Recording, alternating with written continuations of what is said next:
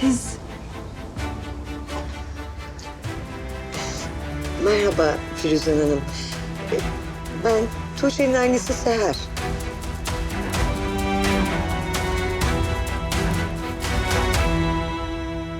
Sizin adınız Emel değil miydi? Yanlış mı hatırlıyorum?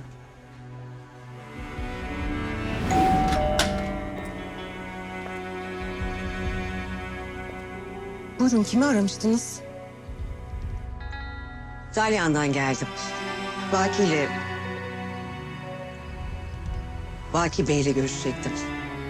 İsminiz neydi hanımefendi? Emel Yıldız.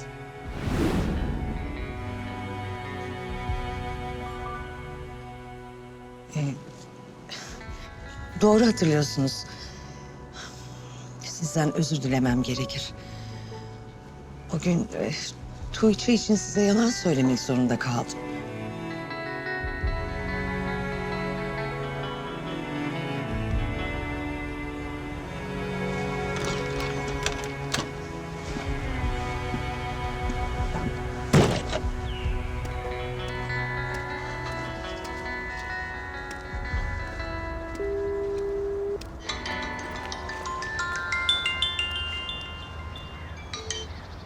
Alaca neredesin? Seni görmem lazım.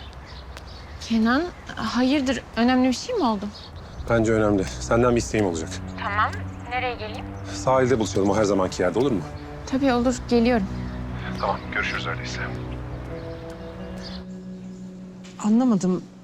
Neden yalan söylemek zorunda kaldınız?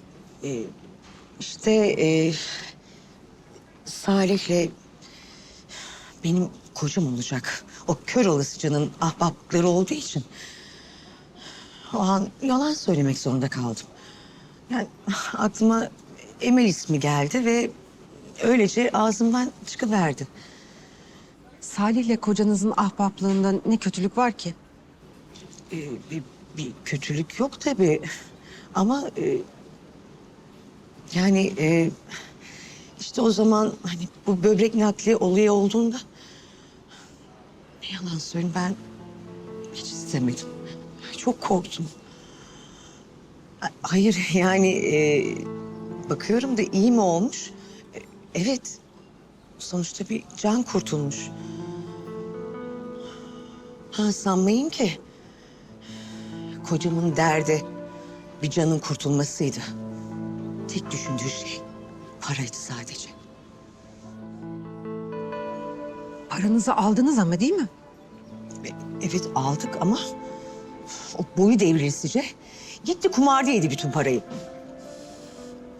Hayır yani evimizin kirasını öderiz, babadan kalma ipoteği kaldırırız diye düşünürken... Ha ne bileyim ben gidip de parayı hani orada burada kumarda yiyeceğini.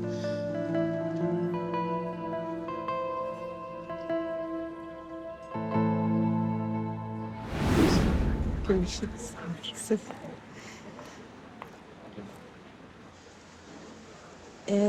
Firuzan Hanım, ben bir saattir başınızdaki kalabalığın gitmesini bekliyordum da... benim sizinle çok önemli bir şey konuşmam gerekiyor. Neymiş Tuğçe Hanım o kadar önemli olan şey? Annem sizinle görüşmek istiyor ama bunu ne Salih abi ne de Biricik bilmemeli. Yani lütfen bana neden diye sormayın. Yani inanın hayati bir mesele. Tamam Tuğçe. Peki. Kimseye söylemem, merak etme. Tamam, çok teşekkür ederim, çok sağ olun. Ben bir Biricik'e bakayım o zaman.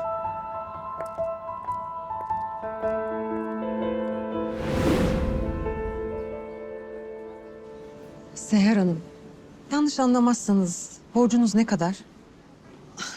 Firuzan Hanım benim derdim para değil ki. Kaderimiz neyse onu yaşarız. Ben sadece arkanızdan dönen dolapları bilin istedim. Yani hani olur da bir gün kocam olacak o şerefsiz gelir kapınıza dayanır. Yani bir şeyler talep etmeye kalkarsa... yani şantaj yapmaya kalkarsa diye sizi uyarmak istedim. Hay Allah.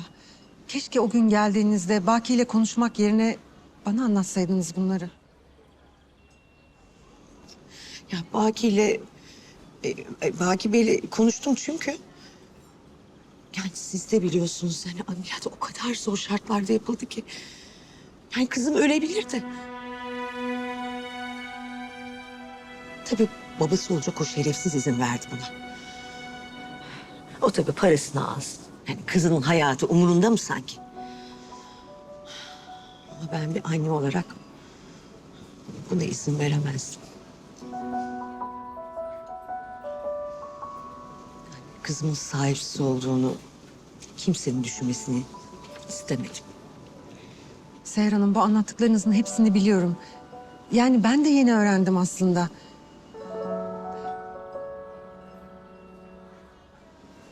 Ben de bir anneyim. Sizi çok iyi anlıyorum. Hay Allah, nasıl yapsak ki? Ah, dedim ya Firuzan Hanım, yani benim derdim para değil ki.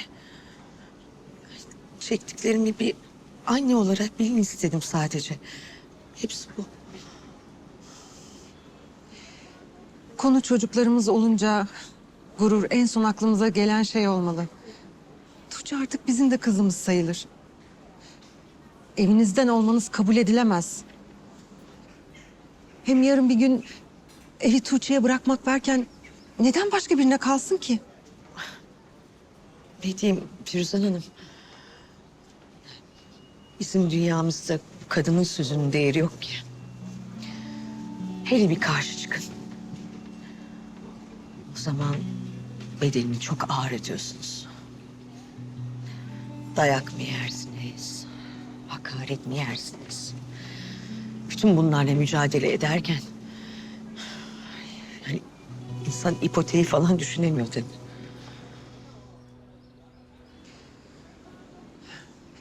Evinizden ipoteği kaldırın. Yani gerekirse onu satar, yarın bir gün başka bir yerde kendinize yeni bir hayat kurarsınız. Ben de elimden ne geliyorsa yapacağım. Söz veriyorum. Ne Baki'nin ne de Salih'in bu konuşmalardan haberi olmayacak. Bir kadının başka bir kadına desteği olarak görün lütfen. Sağ ol.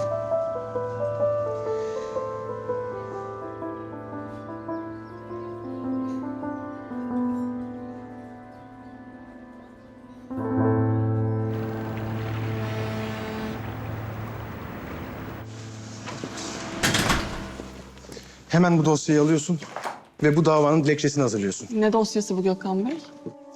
Yeni Gün Hastanesi'nde açacağımız davanın dosyası. Büro olarak açıyoruz, değil mi? Evet. Hadi bir an önce dilekçeyi hazırla. Tamamdır. Gökhan, müsait misin? Biraz konuşalım mı? Şu an çok yoğunum Pınar. Sonra konuşalım olur mu? Demek davayı büro açacak. Nasıl teşekkür edeceğimi bilemiyorum. Yani sizi de buraya kadar yordum, kusura bakmayın. Rica ederim. Çok memnun oldum. Tekrar görüşmek üzere. Tabii tabii. Görüşürüz. Tuğçe'cim, görüşürüz.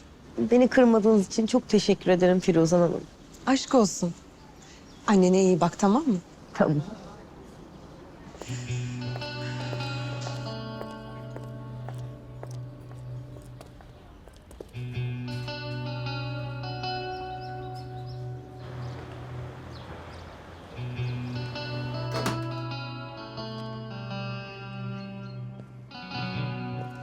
Kolay gelsin.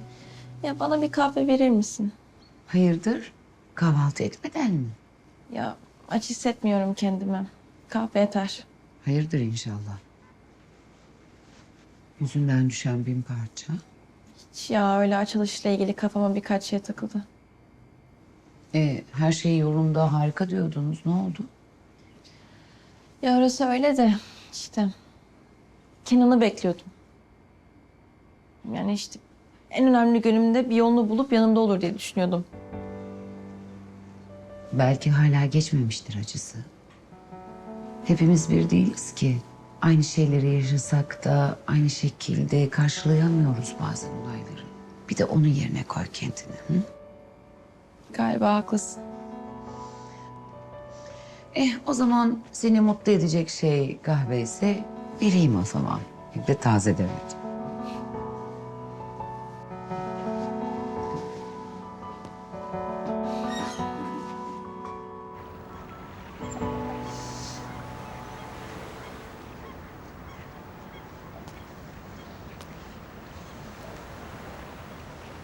Geldiğin için teşekkür ederim.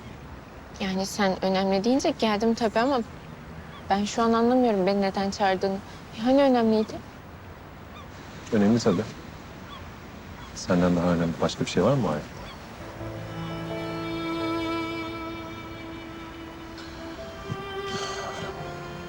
Şu an burada her şeyi ardımda bırakıp oturmak istedim seninle.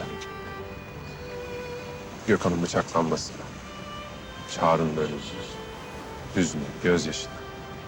Ya bir saatliğine de olsa bırakıp seninle olmak istedim.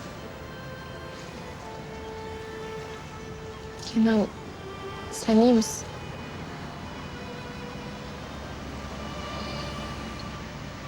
Yanımdasın ya. Şu an iyi.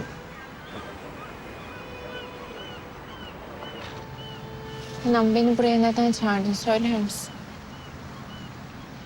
Şu an burada oturup birbirimizin gözlerine bakarak hayal kurmamız gerekirdi. Nasıl bir evde yaşayacağız? Yazları tatile nereye gideriz? Ya da koltuk takımımız ne renk olmalı? Ama biz ölümleri, çalınan organları ya da cinayetleri konuşuyoruz. Nereden geldi şimdi bunlar aklına? Öyle kendimi birden çok yalnız hissettim. Yanımda ol istedim. Sürüklendiğini hissediyorsun değil mi? Evet. Ben sana doğru gelmeye çalıştıkça hayat hep beni başka yerlere sürüklüyor. Yalnız değilsin ki. Ben de sürükleniyorum. O zaman birlikte sürüklenelim. Al işte bak. Deniz, gökyüzü, martılar. Hı?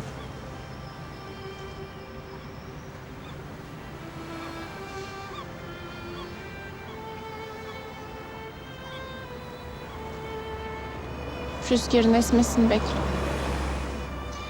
Rüzgar bizi sürükleyecektir. Biz yan yana duralım yeter ki. Rüzgar nereye eserse etsin umurumda değil. Sen yanımda ol da.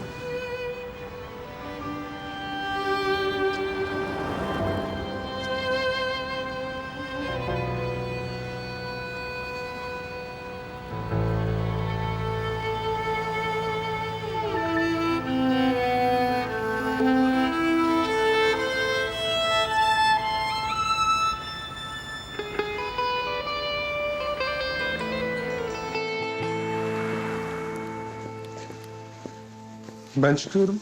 Sorun olursa evden çalışacağım, tamam? Tamam Gökhan Bey. Kolay gelsin.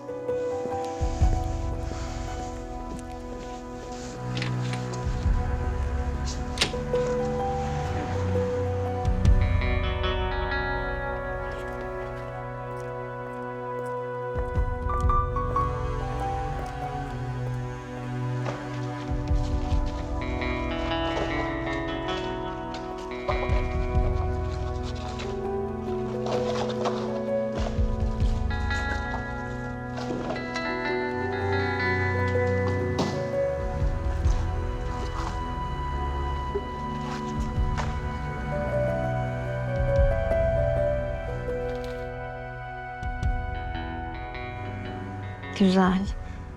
Umarım her şeyi tek bir dosya içinde toplamışsındır Gökhan.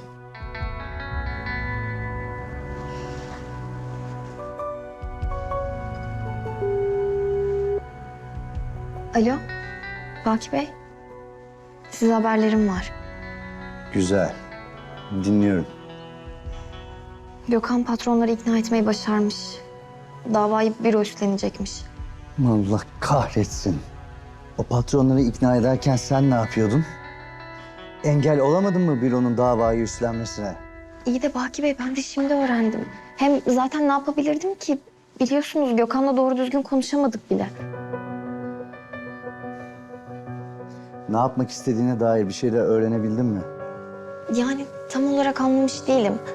Ama tabletinde Yeni Gün klasörü diye bir klasör buldum. Yeni gün mü? Ne var o dosyanın içinde? Hastanede çalışan doktorların fotoğrafları ve isimleri var. Polisin ilgilenmesi gereken şeyleri özel olarak araştırmak istiyor demek ki. Yani bilmiyorum. Ben de tam olarak anlamadım Baki Bey. Yorum yapma. Sadece işini yap. Senin görevin bana bilgi aktarmak. Gerisini ben düşünürüm. Tabii Baki Bey. Şimdi beni iyi dinle. Bir an evvel Gökhan'a yaklaşıp o davaya dahil olacaksın. Anlaşıldı mı?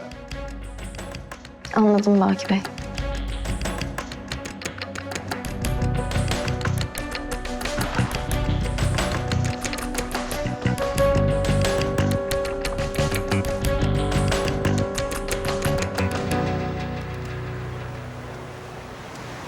Çağrı'nın ölümünden beri ilk defa seni eskisi gibi görüyorum.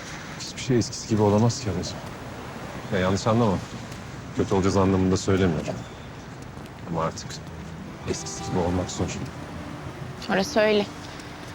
Kolay değil yaşadıkları. Sadece benim için değil ki. Hepimiz için. Baksana Ezgi'ye.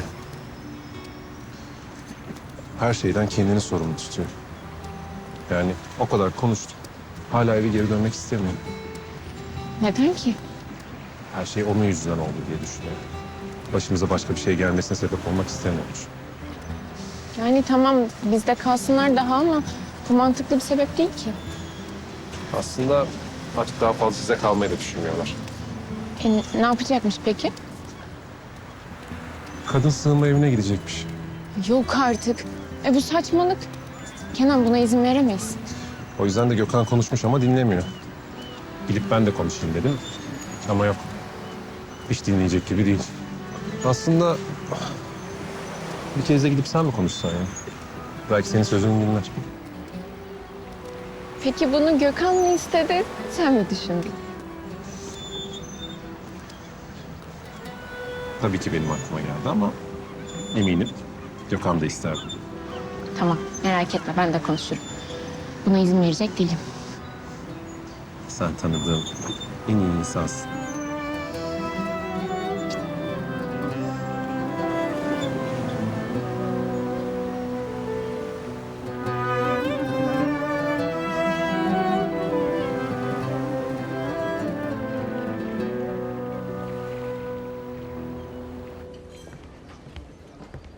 Afiyet olsun Salih abi. Oğlum sen ne gerizekalı bir adamsın lan. 40 kere anlattım sana bir fotoğraf göndermeyi beceremiyorsun oğlum. Abi anlamıyorum ki ben bu zeki telefonlardan. Hele bu son verdiğinizden hiçbir şey anlamadım yani. Ver lan şunu gerizekalı. Zeki değil. Akıllı bu telefonun adı. Adını doğru söyle bari. Abi zeki akıllı işte ikisi de aynı şey değil mi? Tövbe yarabbi ya. İnşallah bunu çekmemişsindir lan fotoğrafları. Ulan Tuğçe. Senin günahın benim boynuma kalacak lan. Şuraya bak.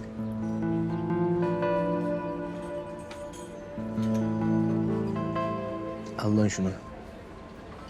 Sen ne bekliyorsun oğlum burada? Zıpla lan hadi. Kalman için ayarladığımız eve git. Durma fazla ortalıklarda. Abi açım ya. Böyle çorba morba bir şey içsem. Allah. Ulan biz neyin peşindeyiz? Adamın derdine bak. Tamam ulan iç hadi. İç. Zıkkımlan. Sonra ortadan kaybol. Usta.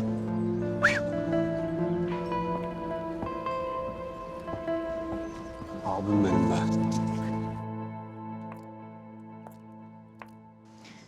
Tabii ya ben bunu nasıl düşünemedim?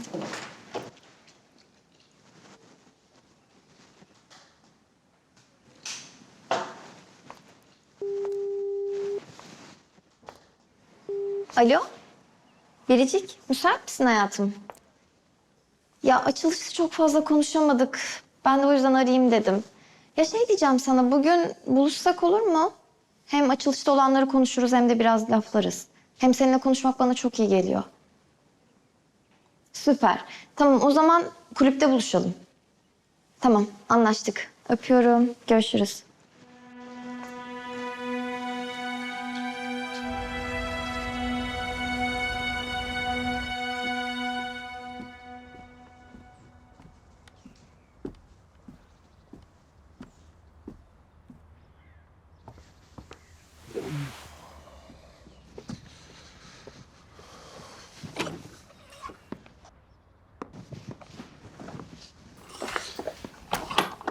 Abi sen ne zaman geldin? Şimdi geldim ben de. Yeni kahve demledim. Al istersen mutfağa. Alırım sonra. Sana güzel haberlerim var. Öyle mi? Neymiş bakalım? Büro davayı almayı kabul etti. Gerçekten mi? Oğlum müthiş bir haber bu. Araştırmaya baştan başlamamız gerek. Abi işte Baki ile gördüğüm doktor bu. Sen bu adamı yoğun bakımın oralarda gördün mü hiç? Hiç kafana takılan bir şey olmadı mı bu adamla ilgili?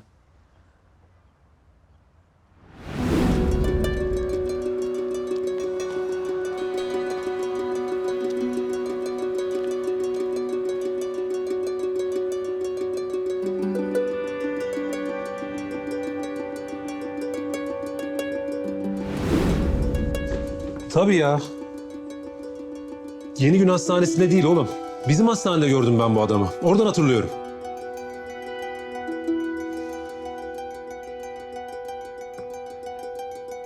Abi aklım almıyor ya. Vallahi çıldıracağım. Bu insanlar nasıl bu kadar rahat olabiliyor? Artık ne kadar güveniyorsa kendine. Rahat rahat dolanıyor oralarda. Ama çok güvenli tehlikelidir abi. Bazen temkinli olmak gerekir.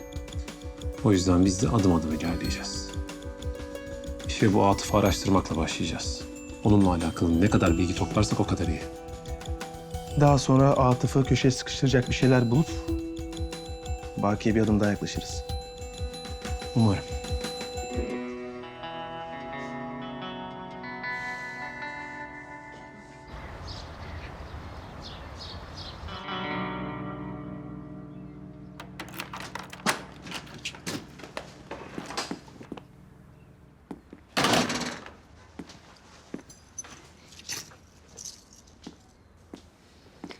Hoş geldin. Kurstan sonra işe geçeceğini sanıyordum. Evet, öyleydi. Ama evden almam gereken birkaç eşya vardı. Bir de seninle konuşmak istedim. Benimle mi? Ne oldu ki? Ezgi, Kenan'la konuştum. Bana sığınma evine yerleşmeyi düşündüğünü söyledi. Doğru mu? Evet. Herkes için en doğrusu bu. Ezgi bak. Sen benden büyüksün. Yani sana akıl veriyormuşum gibi düşünme sakın. Ama bu hayatta neyin doğru olup olmadığını biz seçemeyiz. Sadece kendimizi iyi hissettiğimiz yerde kollarını bize açan insanların yanında olmayı seçebiliriz. Yanılıyor muyum? Peki ya seçimimiz kollarını açan insanlara zarar veriyorsa? Bırak bunu onlar düşünsün. Eğer o insanlar sana kollarını bağlamıyorsa gitmeni gerektirecek hiçbir durum yoktur. Öyle değil mi? Kollarını bağlamaları daha kötü değil mi? Bir daha oraya hiç gidemezsin. Oysa orada sana kollarının açık olduğunu bildiğin insanların olması daha güzel. Onları öylece bırakıp gittikten sonra mı? Ben bilemiyorum. Bence sen birazcık daha düşün.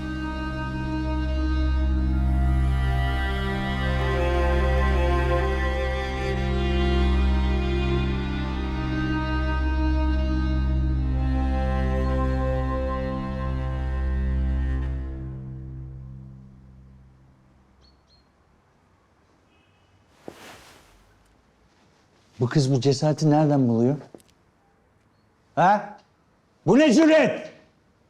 Al şunu.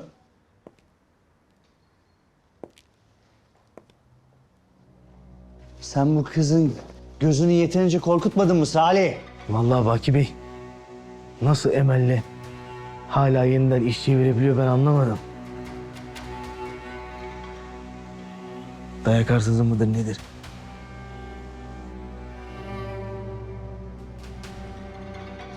Tuğçe'nin biletini keseceksin. Gönder gitsin. Baki Bey, biliyorum hatası çok büyük ama yapmış bir cahillik yine. Başka bir ceza mı versek? Eğer... Eğer siz de uygun görürseniz yani. Salih, Sen bana akıl mı veriyorsun? Bana akıl verme. İşini yap. Peki Baki Bey. Ya da dur. Vazgeçtim. Emel yine aklı sıra bir oyun peşinde. Arada Tuğçe'yi harcamayalım. Hem zaten senin babasıyla selamın sabahın varmış ya. Emel için bir şeyler düşüneceğim. Sen sakın Tuğçe'ye bir şey belli etme. Bırakalım Emel onu kullanmaya devam etsin. Size de bu yakışırdı zaten Baki Bey. Tamam, hadi git.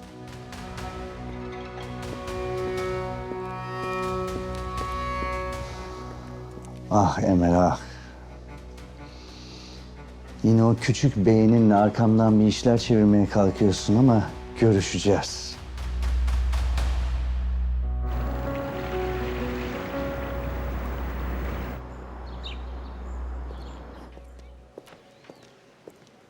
Hoş geldiniz efendim. Ne isterdiniz? Teşekkür ederim. Şu an arkadaşımı bekliyorum. O gelsin öyle alayım. Tabii nasıl isterseniz.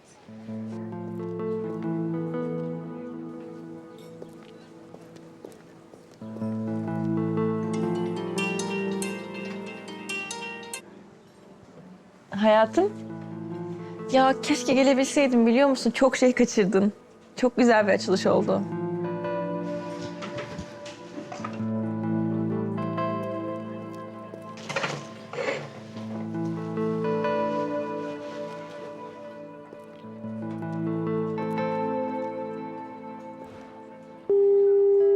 Alo. Kenan, ne diyeceğim? Benim mesaim bitiyor. Görüşelim mi? Tabii benim de planım yok. Buluşabiliriz. Yani bugün o konuşmayı yapmak istemezdim ama dünkü konuşmamız yarım kaldı. Kaçacağını düşünmüyorsun umarım. Ya olur mu hiç öyle şey? Tamam o zaman. Mesaim bitince sizin eve geliyorum. Dışarıda bir yerde buluşsak olur mu? Ya bugün biraz deniz kenarı bana iyi geldi. Eve kapanmayalım şimdi. Olur tabii. O zaman sizin evin arkasındaki kafede buluşalım. Tamamdır. Yarım saat sonra orada görüşürüz. Anlaştık.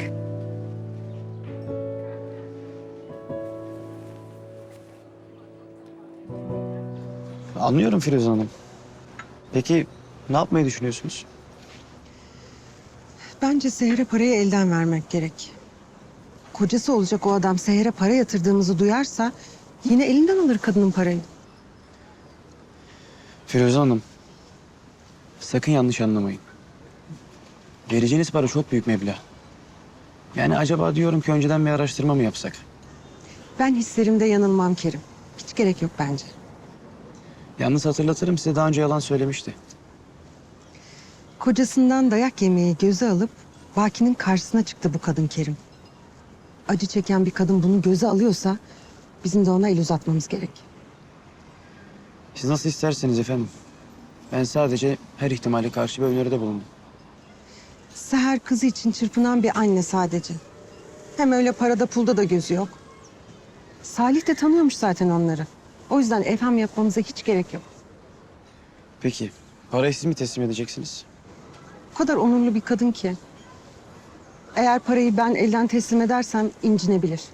O yüzden ben bankadan parayı çekince ona haber veririm. Sen de gider parayı teslim edersin. Siz nasıl isterseniz efendim. O zaman ben sizden haber bekliyorum.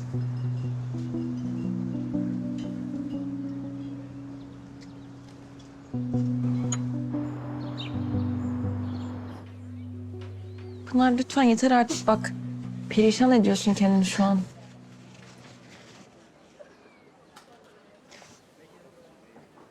O kadar canım yanıyor ki Biricik. Sürekli Gökhan'ı düşünüyorum. Ayrılık acısının bu kadar zor olduğunu düşünmezdim hiç. Ya Pınar dur bir dakika. Ne ayrılığı? Yani aşklar böyle kolay kolay biter mi hiç? Bilmediğin şeyler var Biricik. Hayır ama bildiğim bir şey var. O da ikinizin birbirinizi çok sevdiği. Yani bu yeterli değil mi Pınar? Bak cidden şu ayrılığı çıkar aklından. Hem biz daha elti olacağız. Bizi çok güzel günler bekliyor. O kadın geldikten sonra ben artık güzel günlerin geleceğine inanmıyorum Biricik. Yok yani gelmeyecek o güzel günler. Hangi kadın ya? Hangi kadın Pınar? Aman canım, Ezgi midir nedir o kadın var ya. Ezgi mi? Ezgi kim?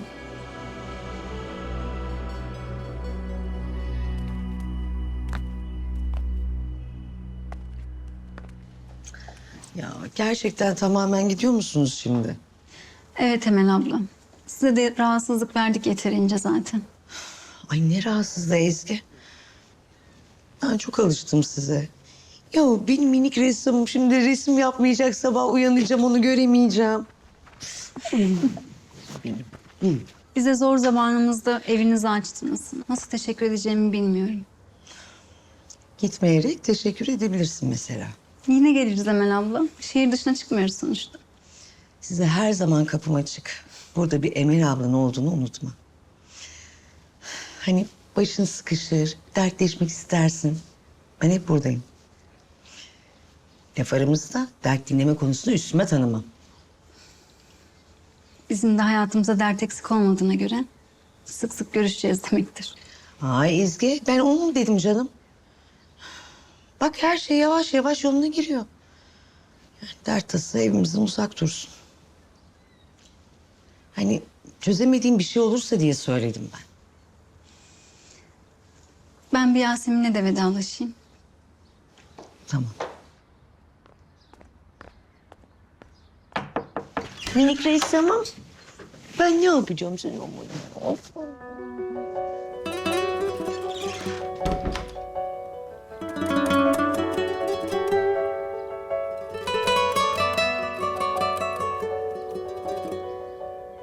Yasemin.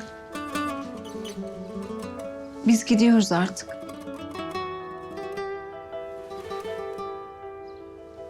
Sana Allah'a ısmarladık demek istedim. Ne diyeyim? Gidiyor musun?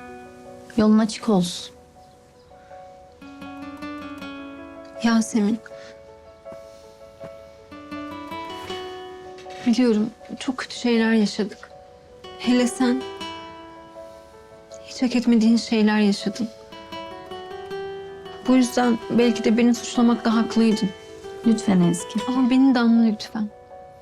Hayatımıza olup bitenlerle mücadele edecek gücüm yok. Çaresizce kabullenmek dışında hiçbir şey gelmiyor elimden. Ben seni anlıyorum. Sen de beni anla lütfen. Çağrı'yla her şey o kadar güzel gidiyordu ki. O kadar mutluydum ki. Bir anda her şey kabusa döndü. Ne yapacağımı bilemedim. Hala da ne yapacağımı bilmiyorum. Kendini suçlama lütfen. Senin yerinde ben de olsam aynı şeyi düşünürdüm. Sadece zamana ihtiyacım var. Beklemek istiyorum. Konuşmadan beklemek istiyorum.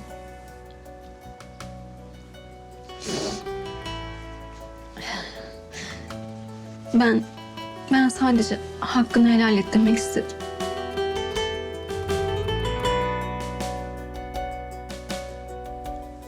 Tabii ki helal olsun. Sen de helal et.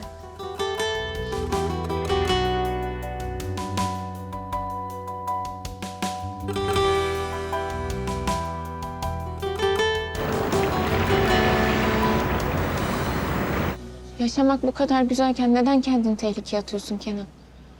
Ya daha sabah sen demedin mi burada oturup birlikte hayal kurmamız gerekiyordu diye? Alaca, hayal kurabilmemiz için önce benim gerçekleri ortaya çıkartmam lazım.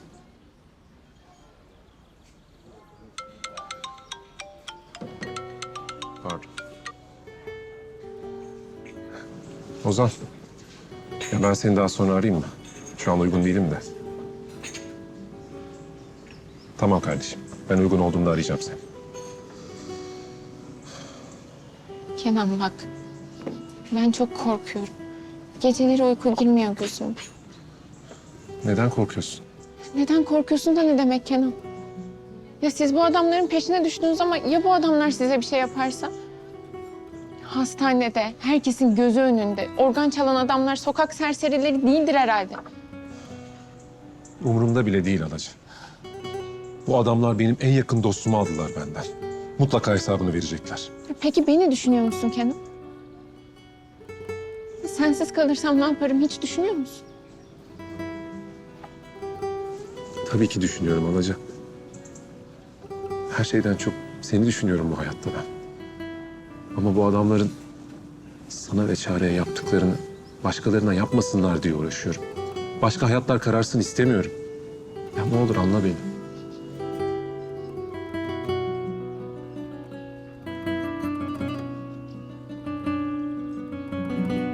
Organ ticaretiyle suçlanan Atıf Kaya'nın kendisi hakkındaki iftiralara tamamen iftira ve karalama kampanyası olduğunu söyledi. Daha sonra bu şahıslarla mahkemede görüşeceğini bildirdi. Vay arkadaş. Adam suçlanmış ama kimse dokunamamış. Bekle Atıf, geliyorum. Kenan sen de beni anla lütfen. Bu adamların arkasında kim bilir kimler vardır. Sen ben sıradan insanlarız, ne yapabiliriz ki? Umurumda bile değil Alacı, anlamıyor musun? Ben en yakın arkadaşımın otopsisine girdim. Onun soğuk bedenine dokundum. Benim canımı yaktılar ya.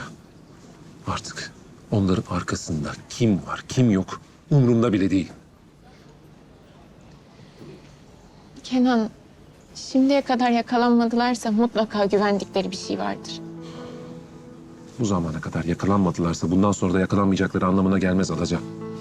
Ya sen içini ferah tut. Biz bu adamlarla kanun yoluyla savaşacağız. Yasaları arkamıza alacağız. Bak, eğer biz korkup vazgeçersek kim bilir başka kaç insanın canı yanacak. Canım benim. Sen içini ferah tut. Hadi size gidelim. Ezgi'yi de eve götürmem lazım. Doğru ya. Ezgi gidiyor artık değil mi? Açıkça söylemek gerekirse ben hiç memnun değilim bu karardan. Ben çok alışmıştım Ezgi ile İpek'e. Üzülmene gerek yok ki. İstediğin zaman gelir biz de görürsün. Ezgi ile İpek hep bizde.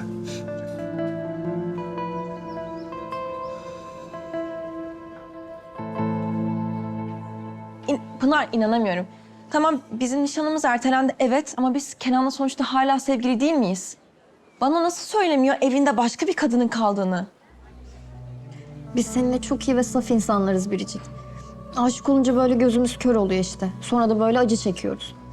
Ama hayır ben cidden anlamıyorum. Bunlar nasıl kadınlar ya? Nasıl bir yüzsüzlük, nasıl bir yapışkanlık? Hiç mi gururları yok bunların? İki erkeğin evine gidip oraya yerleşip kalmak aklım almıyor Pınar. O kadar haklısın ki. Ya inan benim de aklım almıyor. Hayır ben Kenan'a da Gökhan'a da çok güveniyorum. Ama yani o kadın... Ya bunu sana nasıl anlatsam onu da bilmiyorum gerçi ama... Pınar bak lütfen rahat ol. Bu sonuçta ikimizi ilgilendiren bir konu. Bana her şeyi anlat. Yani biraz değişik bir kadın. Sürekli böyle mağdur ayakları yaparak bizimkilerin aklını çelmeye çalışıyor. Bizimkileri de biliyorsun. Çok üzülürler öyle şeylere. Bilmez olur muyum? Sonuçta ikisi de yufka yürekli. Yani diyeceğim o ki Biricik. O kadın o evde kalmak için elinden ne geliyorsa yapacak. Elinden geliyorsa ne demek? Yani seni üzmek istemem Biricik. Ama bugün Gökhan olmazsa yarın Kenan. Ben bilirim öyle kadınları.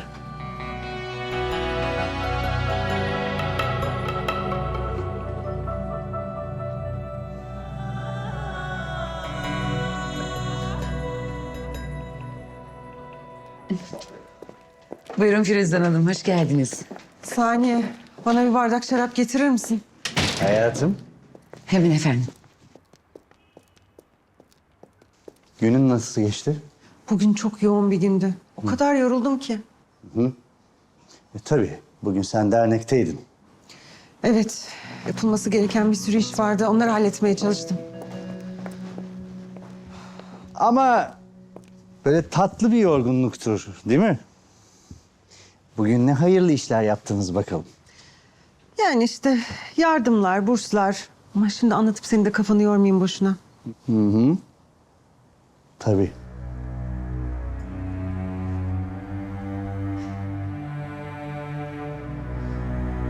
Bu iddialar sonrasında hastane ortaklarından Baki Yüce, Atıf Kaya ile olan ortaklığını sonlandırdığını açıkladı. Baki Yüce gerçek olması önemli değil. Bu iddiaların olduğu bir yerde ben asla durmam diye açıklama yaptı. Bak sen. Baki Bey, bu arada hastane sahibini veya yönetimden birilerini tanıyor musunuz? Olayı aydınlatmamız için her türlü bilgiye ihtiyacımız olacak. Şimdi Gökhan'cığım ben yani o hastaneden hiç kimseyi tanımıyorum. Demek ortağı olduğun hastanende çalışanları tanımıyorsun. Öyle mi Baki Bey? Biz senin hafızanı biraz zorlayalım o zaman. Ne dersin?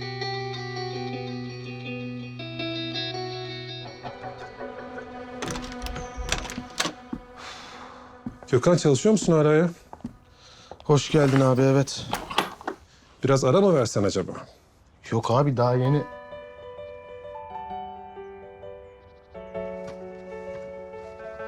İpek!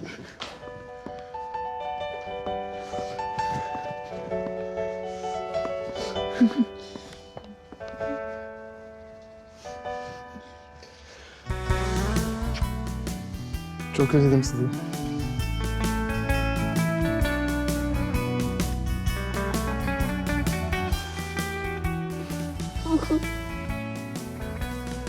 Çok özledim seni.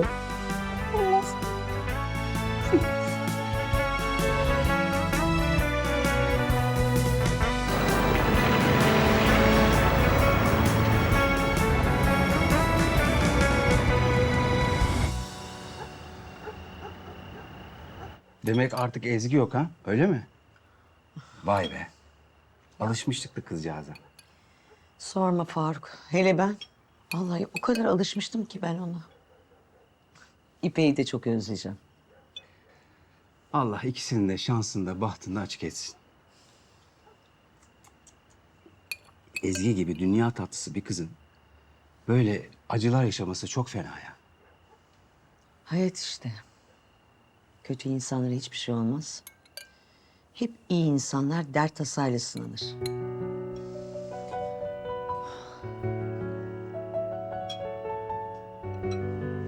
Kızım, niye çorbanı içmiyorsun? Bir şey mi oldu? Yok, bir şey olmadı. Siz dinliyorum.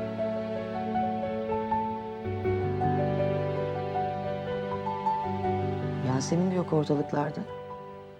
Niye? Yok, sizinle alakalı değil. Bana kırgın. Sana mı kırgın? Niye ki? Çağrı'nın cenazesinin gidiş tarihini söylemedik diye Kenan'la bana kızdı biraz. Biraz değil çok da kızsa haklı kızım. Aşk olsun olacağı. Bunu senden hiç beklemezdim. Bu onun yerine karar verebileceğiniz bir durum değil kızım. Baban çok haklı. Yani izin verseydiniz de kız sevgilisiyle vedalaşsaydı.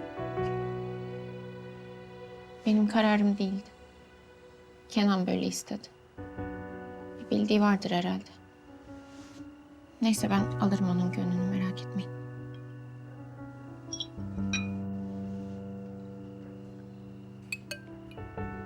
Ben şimdi Kenan'a da kızdım da neyse. Hadi. Hadi kızım yemeğini ye. İç çorbanı. Hadi. Gitmek istemiyorum.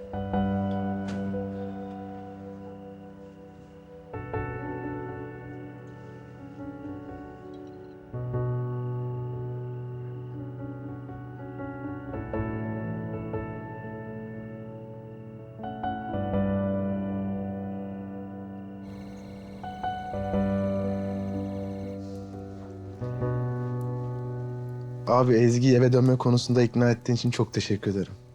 Çok mutlu oldum. Söylemene gerek yok. Az önce ağzından kelebek çıktı. Utandırma şimdi ya. Allah Allah. Oğlum bunda utanılacak bir şey yok. Dünyanın en güzel hissini yaşıyorsun.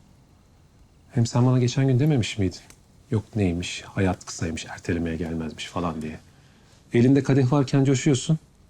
Sonra bana söylediklerini kendin yapmıyorsun. Tamam abi tamam. Konuşacağımız çok daha önemli mevzular var.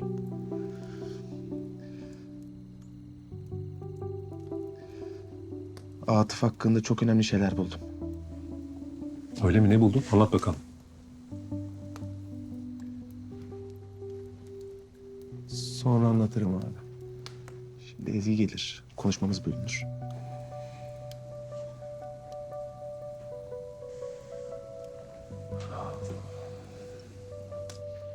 Bir mutluyum ben. Belli belli.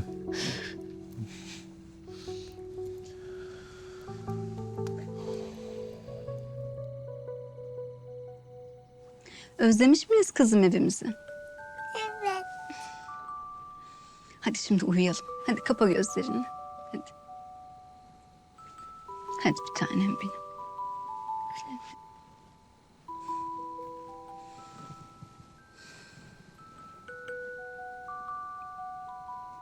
Evimiz.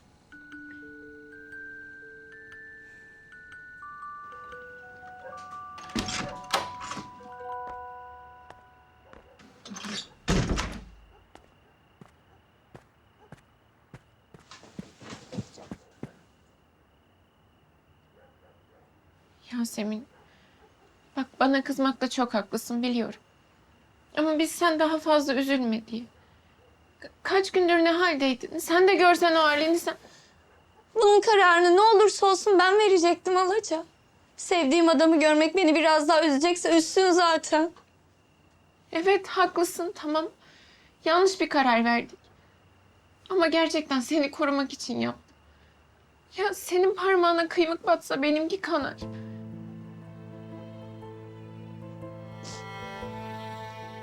Canım çok yanıyor Alaca. Biliyorum. Tam buramda hissediyorum o acı.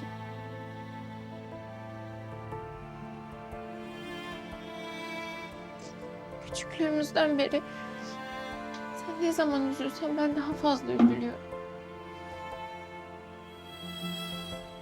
En mutlu olduğum anları sen gülünce oluyor. Sen benim canım kardeşimsin Yasemin.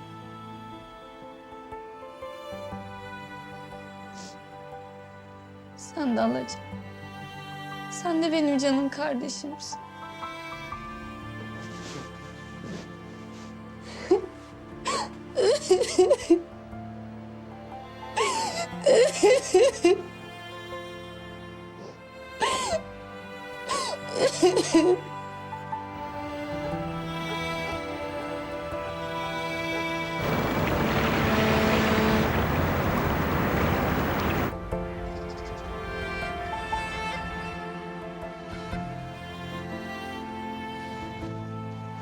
Abi bak. Bunlar Baki ile Atıf'ın ortak olduğu zamanlardaki çıkan haberler. O zamanlar birçok haber basına yansımış. Ama nedense hiçbirinin üzerine gidilmemiş. Aşağılık katil. Aşağılık herif. Demek bize söylediği her şey yalan da ha? Abi sadece bize söylediği şeyler değil. Baki'nin hayatı yalan. Ve bunu ne Biricik ne de Firuzan Hanım biliyordu öyle mi? Muhtemelen. Ama dur sen.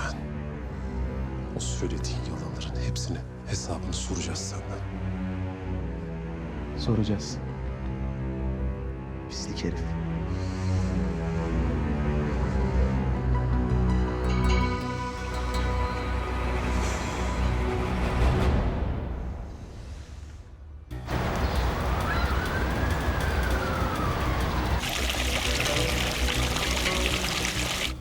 Ne oldu da bu çocuk sabah sabah beni görmek istiyor? Hiç anlamadım.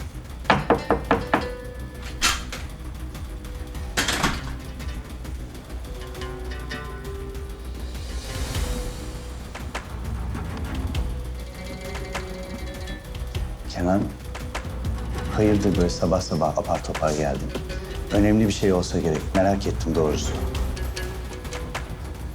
Sizinle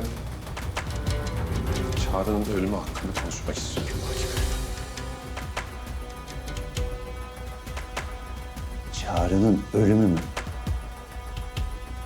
Evet. Çağrı'nın ölümü.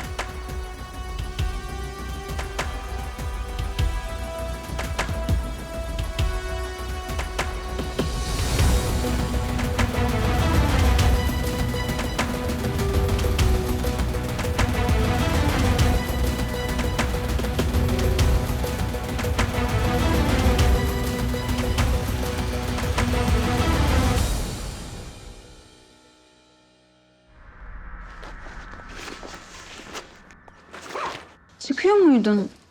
Ben de sana kahve getirmiştim. Çok teşekkür ederim ama çıkmam lazım. Peki. Gökhan. Kenan nasıl? Çıkarken gördüm de biraz sinirli gibiydi sanki.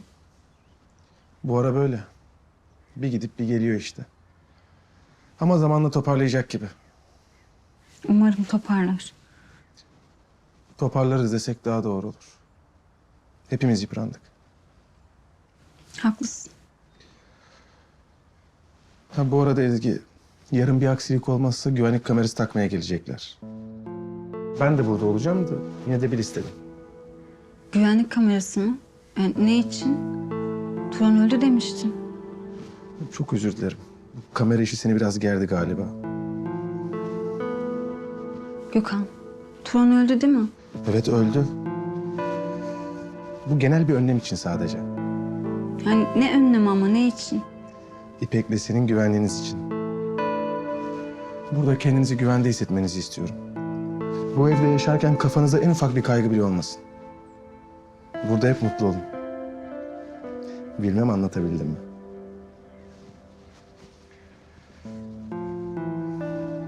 Ben artık gideyim.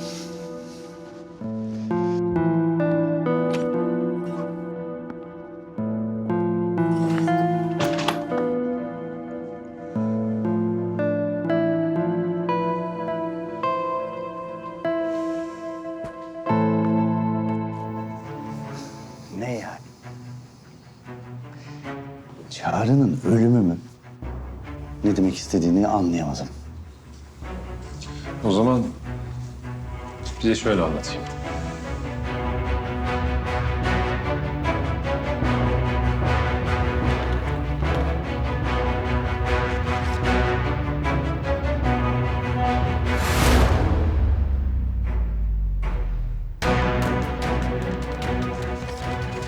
Bu da ne demek oluyor?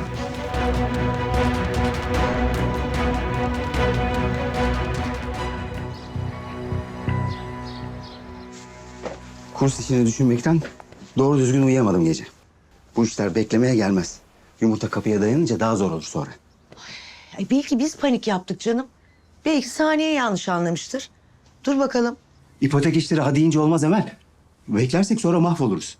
Benim bir an önce Dalyan'a gidip bu işlemleri başlatmam lazım. Ay tamam gidersin Faruk. Ne bu telaşın? Ya dur bakalım ben bir Saniye ile konuşayım. Yani doğru mu anladı, yanlış mı anladı bir anlayalım. İyi peki tamam. Sen bir konuş, teyit et. Olmazsa sonra hemen harekete geçeriz. Ama en fazla bir gün bekleriz. Ha, ona göre. Tamam mı? Ay tamam hadi. Ben haber veririm sana. Tamam. Haber ver ama. Ay tamam Faruk. Peki istifa mektubunla Çağrı'nın ölümünün ne alakası var? Çağrı'nın ölümü beni çok etkiledi. Mesleğimden, doktorluktan uzaklaştım. Artık o soğukkanlılığı koruyabileceğimi sanmıyorum. O yüzden de uzun bir süre cerrahlık yapmayı düşünmüyorum. Bu çok önemli bir karar. Emin misin? İyice düşündün mü? Ben hayat kurtarmak için doktor oldum. İnsanları iyileştirmek, hayata döndürmek için. Eğer bu işi can kurtarmak için değil de can almak için yapanlar varsa benim doktorluk yapmamın hiçbir manası yok. Kenan, bence şu anda çok fevri hareket ediyorsun. Acın tazesini çok iyi anlıyorum. Ama iyiler ve kötüler hayatta her zaman olacaklar. Eğer sen yolundan vazgeçersen meydan kötülere kalacak. Benim kararım kesin. Ama ben istifanı kabul etmiyorum. Benim de kararım kesin.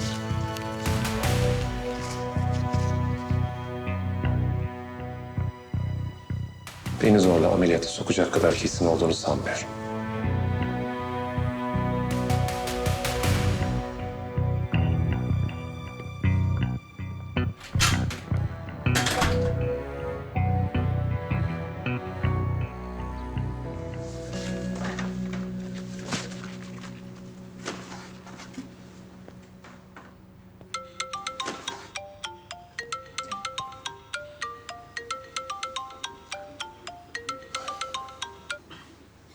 Efendim? Kenan ben de şimdi kurstan çıktım da bir ne yapıyorsun arayayım dedim. Hastanedeyim. Eşyaları topluyorum. Eşyalarını mı topluyorsun? Neden? Az önce istifa ettim. Uzun bir sürede doktorluk yapmayı düşünmüyorum. Kenan şaka mı yapıyorsun? Hayır, çok ciddiyim. Çağrı'nın ölümünden sonra çok düşündüm. Çok düşündün ama bana hiçbir şey söylemedin öyle mi? Alaca lütfen. Kenan saçmalama lütfen. Ya sen doktorluk için nelerini feda ettin? Şimdi Çağrı'nın ölümünü öne sürüp ben bu işi bırakıyorum diyemezsin. Alaca, lütfen ısrar etme. Hayır, ısrar edeceğim Kenan. Ya istifa ederek Çağrı'yı geri getiremezsin. Ya senden şifa bekleyen hastalarını düşünsene, onları yüzüstü mü bırakacaksın? Alaca, başka doktorlar var. İnanmıyorum, sen gerçekten şu an doğru düşünemiyorsun. Kenan bak, hemen karar verme. Alaca, kararım kesin. Şimdi kapatmam lazım. Kenan, bak bekle, neredesin? Geliyorum. Hastanedeyim. Çıkacağım birazdan. Kenan, eve mi gidiyorsun? Hayır ya, hayır bunu yapamazsın ya. Çok üzgünüm Alaca. Ama bunu bizim için yapmak zorundayım.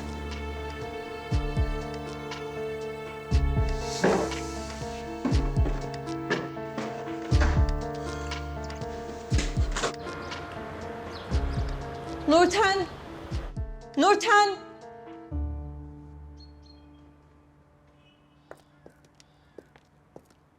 Ya sana kaç kere söylemem gerekiyor? Ertesi gün giyeceğim kıyafetler bir gün önceden ütülenecek diye. Ben ütüleyecektim ama Bak, bahane öğretmeye gelince ne kadar kolay yürütüyorsun. Hep ben mi hatırlatacağım sana? dün 4 tane kıyafet bakmıştınız. Sonra siz seçmeyince Ne yani? Ben seçmedim diye mi hiçbirisini ütülemedin? Şaka gibi ya. Bu nasıl bir mazeret? Cevap versene, sana bir şey sordum. Biricik mi o bağıran? Galiba o. Ben bir bakayım şuna. Ne yani? Hepsini ütülemek çok mu zor geldi? Ben anlamıyorum. Biricik. Ne oluyor burada? Bu ne bağırışma böyle? Bir şey yok ya. Ben sadece Nurten'e nasıl işini yapması gerektiğini öğretiyorum. Nurten, sen aşağı in kızım. Saniye, Nurten'le ilgilenir misin? Tabii efendim.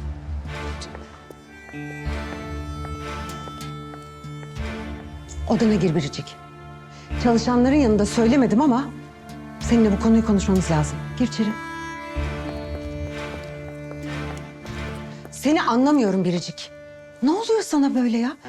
Nasıl kendini bu kadar kaybedip yanımızda çalışan birini ağlatacak kadar azarlayabiliyorsun? Ama anne, hak ettim. Ne yaptı da hak etti söyler misin? Ya benim söylediğim sözü yok sayıyor aklınca. Ya ben kaç kere dedim bir sonraki gün giyeceğim kıyafeti bir gün önceden ütüle diye. Neymiş, ben 4 taneye bakmışım da bir tanesini seçememişim. Az bile söyledim. Bu üstten bakan tavrını bir an önce değiştir Biricik. Haklı da olsan evde çalışan hiç kimseyle bu şekilde konuşamazsın. Uyarırsın, baktın ısrarla yapmıyor, iş hakkını feshedersin. Her şeyin bir yolu yordamı var. Tamam, ben de zaten uyarıyordum. Abartmış olabilirim ama sonuçta bu işler için maaş almıyor mu? Ama her ay sonu gidip bankadan parasını çekmesini çok iyi biliyor. Böyle konuşmaya devam edecek misin? Yoksa seninle başka şekilde mi konuşalım? Seni uyarıyorum. bir kez daha evde çalışan hiç kimseyle böyle konuştuğunu duymayacağım. Anlaşıldı mı?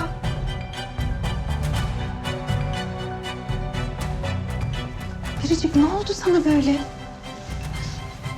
Anne sinirlerim çok bozuk. Ah kızım, tahmin etmiştim. Söyle bakalım, seni gerçekten kızdıran ne? Kenan. Tamam. Oldu bitti bak. Uzatma artık. Hiç Biricik Hanım gibi değildi. Sanki başka biri. Yani başka bir şey canı sıkılmıştır. Olur bazen böyle şeyler. Ama çok gücüme gitti abla. Tamam canım, tamam. Üzülme artık. Al bakayım sil şu gözyaşlarını. Bak kesin başka birisine üzülmüştür. Yoksa sen Biricik'i tanımıyor musun? İncitir mi öyle hiç kimseyi bilerek, isteyerek yani ha? Al bakayım suyunu da iç. Demek Pınar'ın anlattıkları yüzünden bu kadar gerginsin. Haksız mı söylediklerin anne? Pınar'ın anlattıkları Gökhan'la onun arasında geçen şeyler. Seni neden bu kadar kızdırdı anlamadım. Anlamadım. Anne diyorum ki evlerinde genç, dul bir kadın yaşıyormuş. Bilmem anlatabildim mi? Hayır anlatamadın. Çünkü yanlış anlıyorsun. Evlerinde genç bir kadın yaşıyor diye mutlaka onunla ilişkileri olacağı anlamına gelmiyor. Öyle mi diyorsun? Tamam, bunu bu şekilde öğrenmek seni üzmüş olabilir. Ama sağa sola bağırmadan önce Kenan'la konuşup onun ne düşündüğünü öğrensen daha doğru olmaz mı? Ne yapayım anne? Gidip yalanlarını mı dinleyeyim? Ya bana bunca zamandır neden onlarla yaşadığını söylemedi. Ya onu geçtim, bana bir kadından bile bahsetmedi. Sen küçükken de böyleydin. Böyle bir olaya sinirlenince hemen suratın düşerdi. Sonra ben sana olayı sakin sakin anlatınca sen de sakinleşirdin. Yine öyle yapalım ister misin? Pınar'ın söylediklerinden anladığım kadarıyla bu kadın kocası ölünce ortada kalmış. Gökhan da ona sahip çıkınca onların evine taşınmış. Pınar başka şeyler de söyledi ama. O söyledikleri Pınar'ın kendi yorumu. Sen de gerçekleri görüp kendi yorumunu yapacaksın. Gerçekleri görebilmek için de önce Kenan'la konuşup ne düşündüğünü öğreneceksin. Öyle mi? Evet. Bilip bilmeden birini yargılamak sana yakışmaz. Hele birine sinirlenip başkasından hıncını çıkartmak hiç yakışmaz. Doğru diyorsun. Ben gidip Nurten'le konuşayım. Aferin benim güzel kızıma.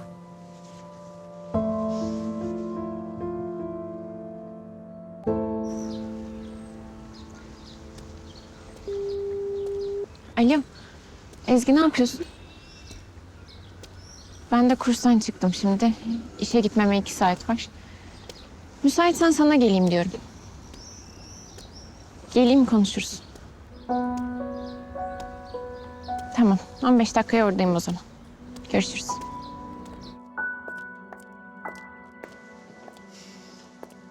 Kolay gelsin. Sağ ol. Şu Yeni Gün Hastanesi'nin davası mı? Evet, okumam gereken şeyler var. Önemli mi söyleyeceğin? Gökhan bak, başını bu davadan kaldırdığın yok. Yemeden içmeden kesildin resmen. Bırak ben de bu davaya ortak olayım. Hem yükünü almış olurum en azından. Ben kendim hallederim. Merak etme.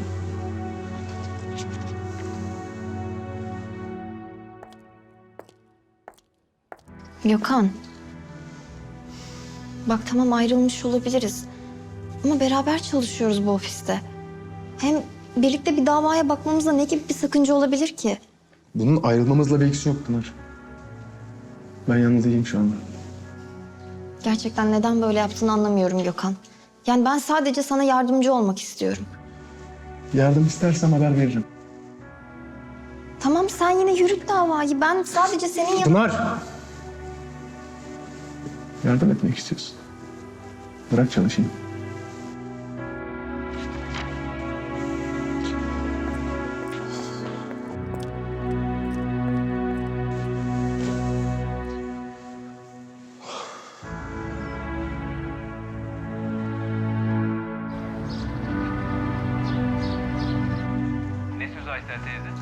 Ay bu saçma sapan programları da kim seyrediyor Allah aşkına ya? Üf. Yok onunla kaçmış, yok bununla kaçmış.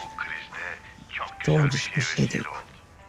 Bu da gencecik adamı kandırıp altınlarını çalmış kocaman kadın.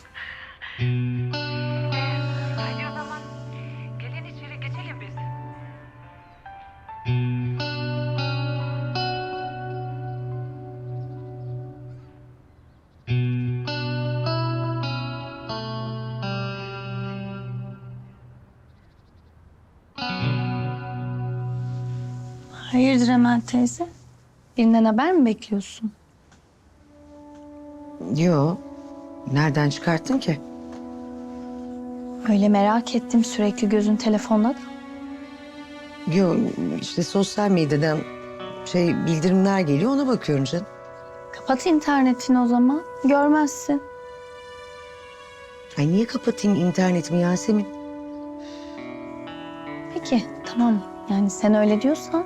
Evet öyle diyorum Yasemin.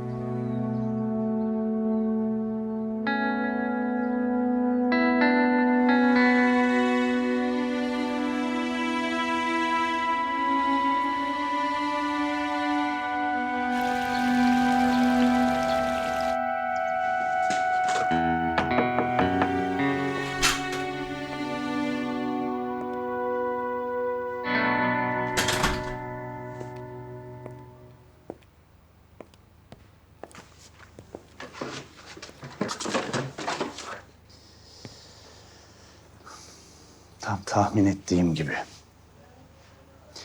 Hiç değişmeyeceksin değil mi? Çocukluğunda da böyleydin. Bir şeye kafayı taktığında seni ikna etmek hep çok zor olurdu. Hiç unutmuyorum. 10 yaşındaydın. Bir gün oto tamircide çalışacağım diye tutturmuştun. Yetimhane müdürüyle birlikte seni ikna etmeye çalıştık ama bir türlü vazgeçiremedik. Hatırlıyor musun? Evet. Arabalar nasıl çalışıyor merak ediyordum çünkü. Bir şeyi merak ettiğinde öğrenene kadar peşini bırakmazdın. Hala öyle miyim bilmiyorum.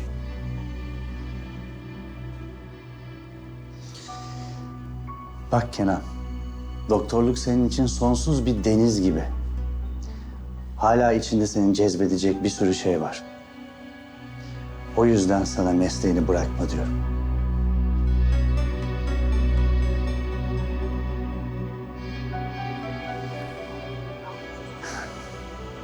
Biliyorsun, istifanı zaten kabul etmemiştim. Bence şimdi bunları bırak. Bir iki gün gidip istersen dinlen. Kafanı topla öyle gel.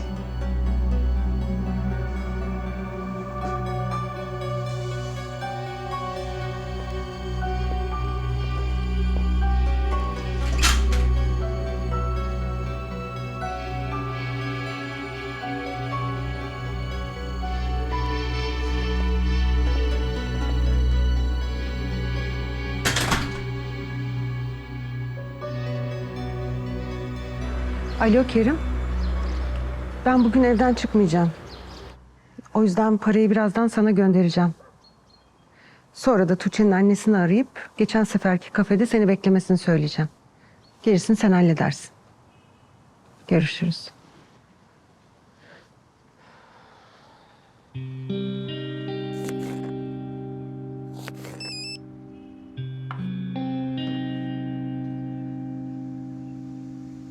Şimdi mesaj gelmedi mi? Nerede ki bu mesaj? Ay, aptal Emel. Tabii ki diğer telefonu geldi. Seher Hanım, kusura bakmayın bu şekilde haber verdiğim için ama belki konuşacak imkanınız olmayabilir diye mesaj yazıyorum. Yazık ki bugün bazı meselelerden dolayı sizinle buluşmaya gelemiyorum ama çalışanım sizinle temasa geçecek ve dün görüştüğümüz kafede sizi bekliyor olacak. İşte bu. Aferin kız Emel. Bu işte hallettin. Dur buna şimdi mesaj yazmak lazım. Güzel bir mesaj yazayım da.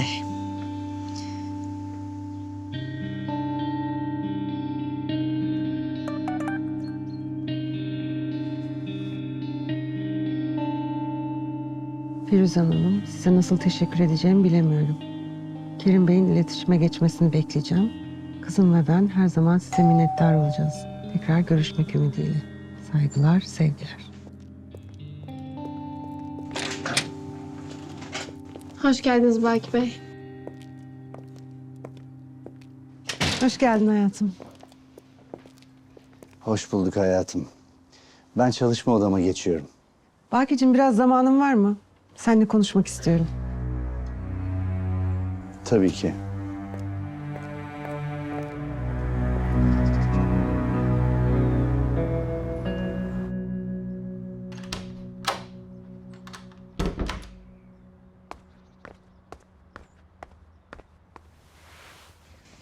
Bizi duymaz değil mi? Yok yok duymaz o resim yapıyor. Ne konuşmak istiyordun sen? Ezgi, ben nasıl söyleyeceğimi bilemiyorum. Ben Kenan ve Gökhan için çok endişeliyim. Kenan bugün istifasını vermiş hastaneye. Bu çok önemli bir durum. Evet. Artık doktorluk yapamayacağını söylüyor. Ama asıl sebebinin bu olmadığını gayet iyi biliyorum. Asıl sebebi ne sence? Asıl sebebi Çağrı'yı öldürenleri yakalamak. Yani buna sevinmemiz gerekmez mi Alacığım? Yani suçlular bulunursa eğer başka insanlara zarar vermesine de engel olmuş olurlar. Yani sonuçta Gökhan yasaların nasıl işlediğini, neyi nasıl yapacağını biliyor. Yanlış bir şey yapacaklarını sanmıyorum. Gökhan dava açacak ve olay kapanacak olsa dediğinde haklısın. Ama Kenan başına neler gelebileceğini düşünmeden hareket ediyor. Anlamadım. Yani bu olayı araştırdığı için kim ne yapabilir ki ona? Yoğun bakımdaki birini öldürebilecek kadar organize bir suç örgütüyle karşı karşıyalar. Kenan ve Gökhan bu işe çomak sokarlarsa başlarına neler gelebilir ben bile tahmin edemiyorum. Ben hiç bu açıdan düşünmemiştim. Ezgi. Ben Kenan ve Gökhan için senden yardım istiyorum.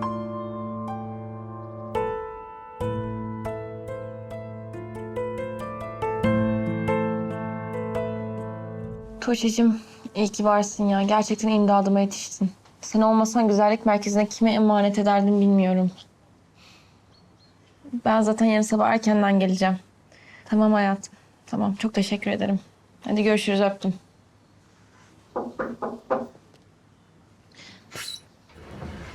Biricik. Bak sana ne getirdim. Ne zaman ne isteyeceğimi çok iyi biliyorsun, biliyor musun? Bilmez olur muyum hiç? Ne zaman keyfin kaçıp canın sıkılsa benden bunu istersin. Neydi o hormonun adı hani böyle arttırıyordu? Serotonin. İşte ondan. Nurten aşağıda mı? Evet mutfakta. Ona da verdim bundan bir tane. İyi yapmışsın. Çok üstüne gittim, hak etmediği halde. Umarım çok kırılmamıştır. Bazen olur böyle şeyler. Yani olmasaydı iyiydi. Ama oldu artık. Birazcık üzüldü sadece. Ama sen merak etme, konuştum ben onunla da. Teşekkür ederim. İyi ki varsın. Sen de iyi ki varsın Biricik'im.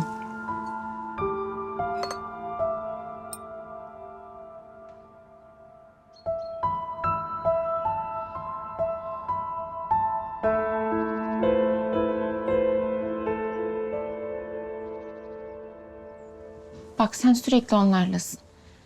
Gözün kulağın hep üzerlerinde olsun.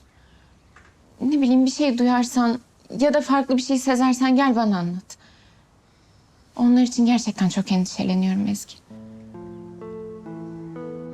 Seni anlıyorum ama yapamam.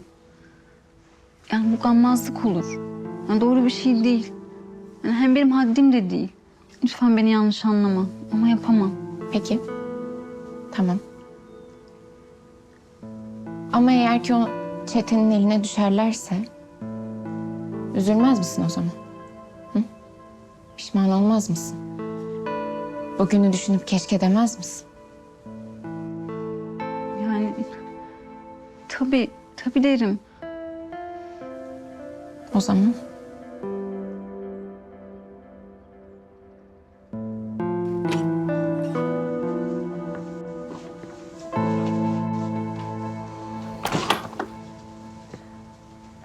Alaca, ne zaman geldin sen? Bir şey mi oldu? aslında oldu Kenan. Seninle konuştuktan hemen sonra geldim. Şu istifa meselesi. Bir de yüz yüze konuşalım istedim. Bu konuda konuşmak istemiyorum biliyorsun. Zaten oldukça gergin bir gün yaşıyorum. Ne olur. Ne olur ısrar etme. Kenan. Ne güzel iyi konuşuyorduk. Ne oldu sana birdenbire? Ne oluyor? Alaca, şu an konuşmaya başlarsak bunun sonu tartışmaya varacak ve ben bunu istemiyorum. Benim şu anda tek istediğim duş alıp dinlenmek. Ama söz. Yeri geldiğinde ben sana her şeyi anlatacağım. Ve sen de beni anlayacaksın. Ama şimdi değil.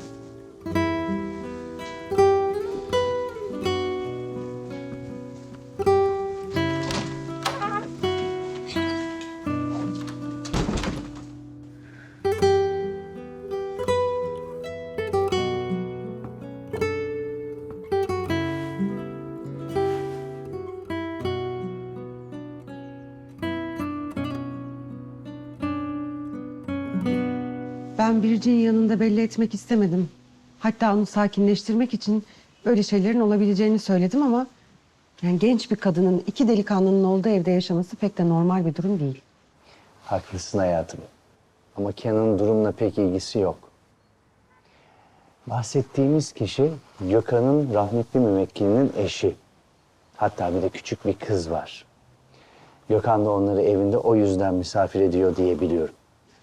Ya tabii ama insanın aklına her şey geliyor işte. Hayatım, Kenan zaten arkadaşının vefatı sebebiyle pek iyi durumda değil.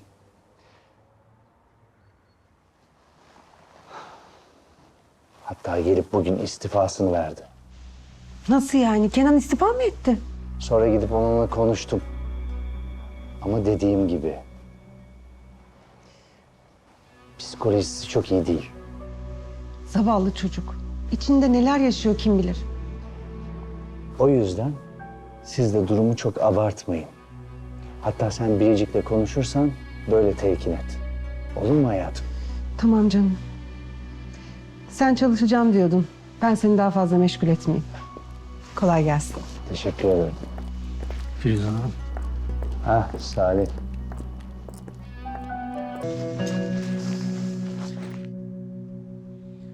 Şey diyeceğim Baki Bey. Tuğçe ile ilgili fikrinizi değiştirdiğiniz için teşekkür etmek istedim size. Yani öyle ya da böyle babasıyla bir ahbaplığımız var sonuçta. Tamam. Peki şimdi ne düşünüyorsunuz Baki Bey? Yani Tuğçe ile ilgili. Daha henüz bir karar vermedim Salih. Hala düşünüyorum. Peki Firuzan Hanım bir şey söyledi mi Baki Bey?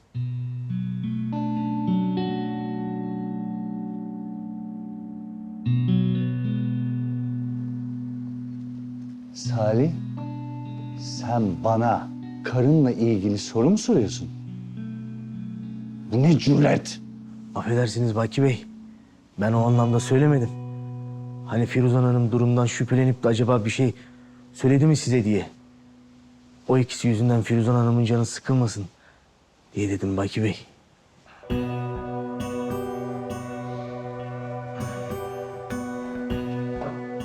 Benim karım akıllıdır. Senin o küçük beyninle düşünmene gerek yok. Emel'in karıştırdığı şeyleri öğreninceye kadar Firuzan'a hiçbir şey hissettirmeyeceğim. Alaca meselesini konuşmadıkları kesin. Aksi takdirde Firuzan bu kadar sessiz kalmazdı. Emel Çakalı her neyin peşindeyse yakında kokusu ortaya çıkacaktır.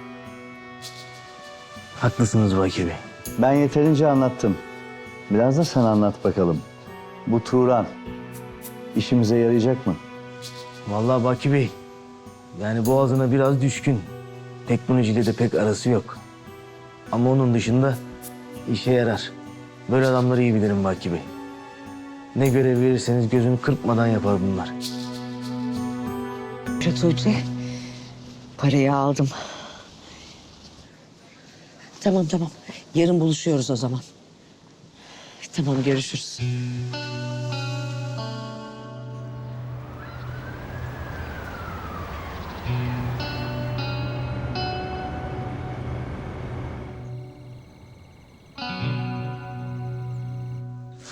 Her şey hazır abi. Davayı hemen açıyoruz. Başlıyor yani desene. Baki Bey, biraz da senin huzurun kaçsın bakalım. Belki de bu zamana kadar hiç huzuru kaçmamıştır ha.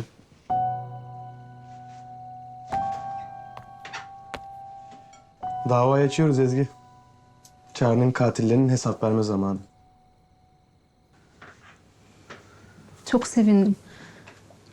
Her şey iyi gider umarım. Gidecek tabii. Ne sanıyordu o katiller? Kardeşimizi bizden alıp rahat rahat dolaşabileceklerini falan mı?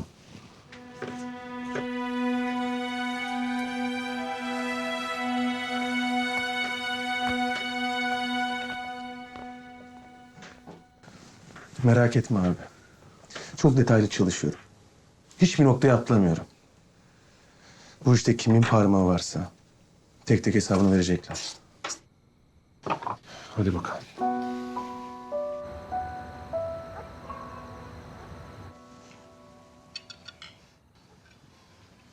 Biricik, kızım iyi misin?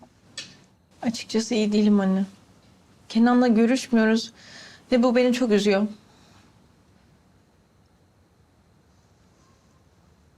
Kızım. Kenan da Kenan. Kenan da Kenan. Senin hayatında konuştuğun başka bir mevzu yok mu? O ne demek baba? O benim sevdiğim ve evleneceğim adam. Evleneceğin adamın Kenan olması ondan başka hiçbir şeyden bahsetmeyeceğin anlamına mı geliyor? Peki baba, ne hakkında konuşmamı istersin eğer nişanlım hakkında konuşmayacaksam? Söyleyeyim. 2 gün önce açılışını yaptığımız güzellik merkezi olabilir mesela. Yani işin için hiç mi heyecan duymuyorsun? Açmak için o kadar emek verdin, çaba gösterdin. Bütün her şey açıp evde oturmak için miydi?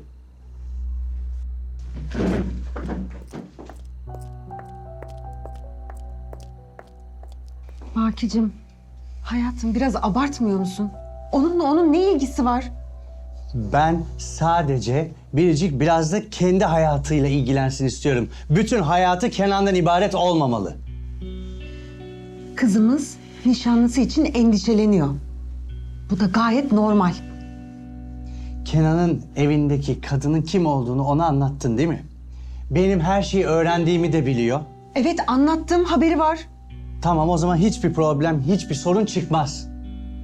Ben sadece bütün hayat enerjisini Kenan'a değil, birazını da kendine harcamasını istiyorum. Çok bu şey istiyorum.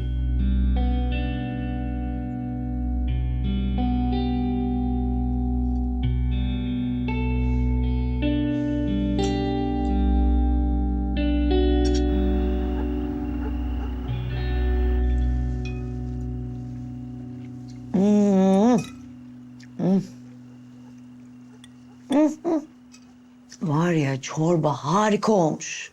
Vallahi benim diyen aşçı böyle çorba yapamaz. Ellerime sağlık. Siz ne içmiyorsunuz? Yani asıl sen neden bu kadar keyifli yiyorsun anne? Tamam güzel olmuş da sen de biraz abartmıyor musun? Ay ne abartacağım canım? Bir kere televizyonda söylüyordu. Yani yediğimiz şeyleri böyle keyifle yersek daha sağlıklı, daha faydalı oluyormuş. Kim söyledi? Canım uzmanlar işte. Yaptığınız her şeyi büyük bir keyifle yapın diyorlar. Vallahi ben bundan sonra öyle yapacağım. Sen de birden aydınlandın öyle mi? Aydınlandım tabii. Yani bizim mutlu olmaya hakkımız yok mu? Ya öyle umutsuz olmak falan yok artık. Çok güzel günler bizi bekliyor. Hadi inşallah.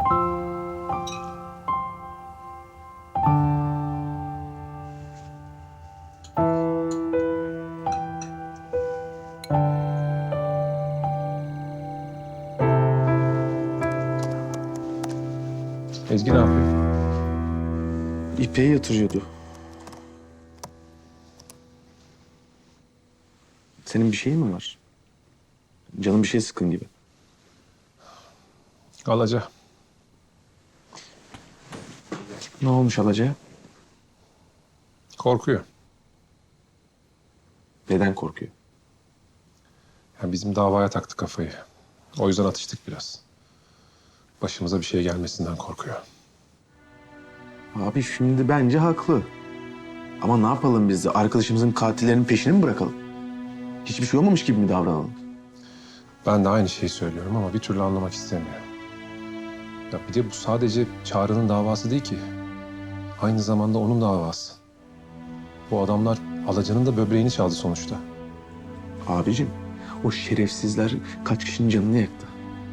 Biz şimdi bunların peşine düşmezsek daha yüzlerce kişinin canı yanacak. Bunların aynısını söyledim. Bizden hiçbir şey olmamış gibi davranmamızı bekleme.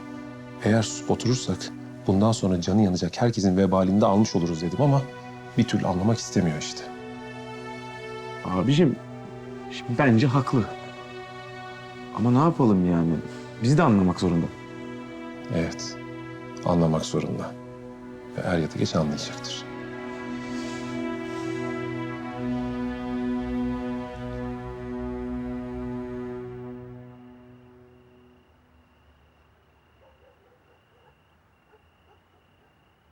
Alaca, neyin var senin?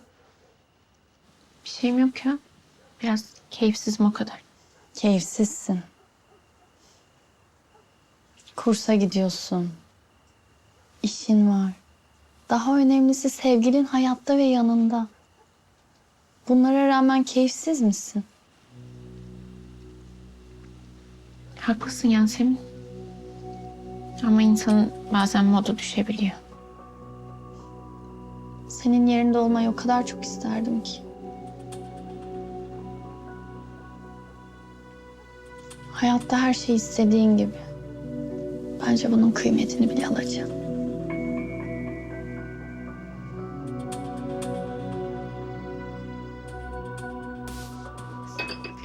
Ya sen geç gelince konuşamadık. Hem çok önemli hem de çok sevineceğim bir haberim var. Yemekteki halinden belliydi bir şeyler oldu. Hayırdır inşallah. Hadi anlat bakalım. Ya Saniye yanlış anlamış. Meğer Baki kurs parasını vermekten vazgeçmemiş. Gerçekten mi? Hı? İyi de Emel, böyle bir şey nasıl yanlış anlaşılır ki? Canım muhtemelen konuşmanın ortasında dinledi. Yarım yamalak anladı. Hani şu sahte donör var ya Tuğçe. Onun da kurs parasını Baki ödüyormuş. Meğer onu vermekten vazgeçmiş. Oh, çok şükür.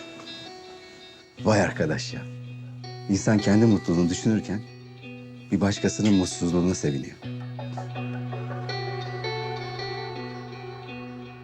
İyi de şimdi o Tuğçe dediğin kızcağızın kursu yarım kaldı. Yok canım. Baki ya onun ödemelerini de yapmaya karar vermiş. Şu yaşadığımız hayata bak. Baki gibi rezil heriflerin ağzından çıkacak iki kelimeyle halden hale giriyoruz. Yazıklar olsun. Ay tamam Faruk, sıkma canını. Sonuçta ödeyecek işte kızın parasını. Sorun yok yani. Yok hemen yok. Benim içim hiç rahat değil.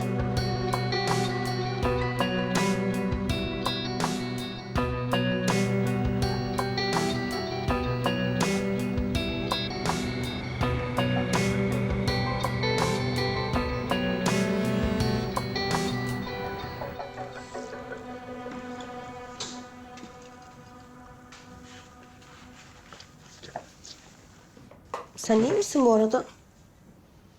Aslına bakarsan Tuğçe, hiç iyi değilim. Ve Pınar'la konuştum.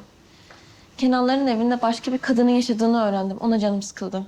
Aa, kimmiş ki o kadın? Gökhan'ın bir müvekkilinin eşiymiş. Adam vefat edince onu ve çocuğunu yanına almış. De niye Kenan'ın evinde kalıyor? Korumak içinmiş. Yani en başta öyleymiş. Pınar öyle söyledi. Ya ama sonra öyle şeyler anlattı ki Tuğçe. Yani kafam çorba oldu resmen. Peki siz Pınar'la bu kadar yakın mısınız ki? Yani elti olacağız işte. Yani olacaktık eğer Gökhan'la Pınar ayrılmasaydı. İşte bu yüzden şu kadın konusunda içim hiç rahat etmiyor. Anladım, yani haklısın. Peki ne yapmayı düşünüyorsun? Cidden hiç bilmiyorum Tuğçe. Ya annemlere kalırsa bu konuyu o kadar takmamalıyım. Onların fikirlerine önem veriyorum biliyorsun. Ama işte içim hiç rahat etmiyor. Sen bir şey söyle, bir akıl ver bana. Ya en başta bir planımız vardı ama şimdi her şey iyice karıştı. Yani haklısın ama biz o planları yaparken ortada bir kadın yoktu. Lütfen akıl ver bana. Yani bir kere pasif durmayacaksın. Yani Kenan'a onun hayatında olduğunu hissettirmen gerekiyor. Yani git Kenan'a hesap sor mu diyorsun bana? Hayır hayır, öyle bir şey demiyorum. Yani Kenan'a şunu hissettirmelisin. Yani onun kadının sen olduğunu hissetmesi gerekiyor. Yani onun hayatında daha fazla olmalısın.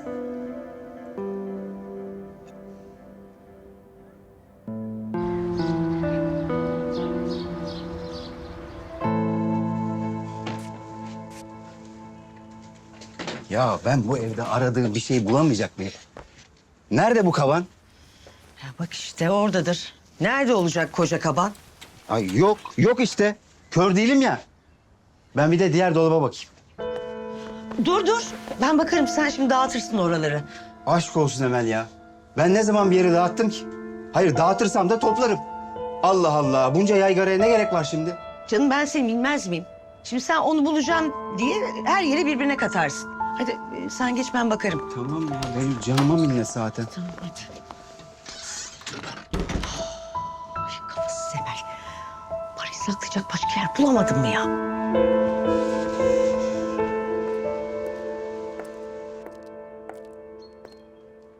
Müsait misin hayatım? Hayatım, senin için her zaman müsaitim.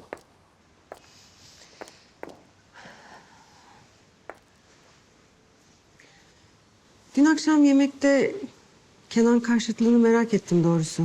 Daha önce senin ağzından Kenan'la ilgili hiç böyle şeyler duymamıştım. Haklısın. Ama ben de daha önce Kenan'ı hiç böyle görmemiştim. Bak tamam. En yakın arkadaşını kaybetti. Hatta acısını da anlıyorum. Ama son zamanlarda hayatını mahvedecek adımlar atmaya başladı. Bakicim, Kenan bizim kızımızın evleneceği adam. Ne olursa olsun onun yanında olmamız gerek. Yaşadıkları da kolay atlatılır şeyler değil. Hayatım, tamam anlıyorum. Ama ben önce kızımı düşünmek zorundayım. Kenan için her şeyi yapmaya hazırım ama böyle giderse sonu hiç iyi gözükmüyor. Çok üzücü. Kenan'ın hem yaşadıkları çok üzücü... hem de bu yaşadıklarını kabullenememesi. Haklısın hayatım. O yüzden dün akşam yemekte öyle davrandım. Biricik'in Kenan'a olan sevgisini biliyorum. Ama Kenan'ın bunalımı böyle devam ederse kızımızı mutsuz edecektir. Ve ben buna izin veremem. Ne yapacaksın peki? Beraber yapacağız. Eğer böyle devam ederse Biricik'i Kenan'dan vazgeçirmek için ne gerekiyorsa onu yapacağız.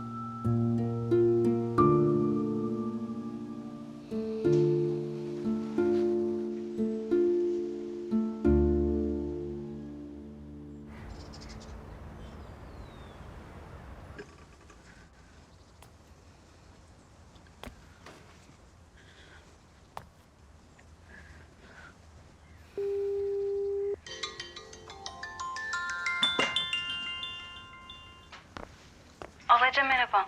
Müsait misin? Kusura bakma. Geçenki konu için aramıştım ben de. Kenan'la Gökhan konuşurken duydum. Yani onlara bir şey diyemedim ama sen endişelenmekte haklıydın galiba. Böyle de casusluk yapıyor gibi oluyorum ama ben de çok korktum. Sen doğru olanı yapıyorsun Ezgi. Çağrı'nın ölümünden beri ikisinin de gözü hiçbir şey görmüyor. Tamam belki haklı olabilirler. Ama bu adamlar onlara da bir şey yapacak diye ödüm kopuyor. Haber verdiğin için teşekkür ederim. Ben tekrar gelip Kenan'la konuşacağım. Görüşürüz. konuşmamız lazım Kenan. Hem de hemen.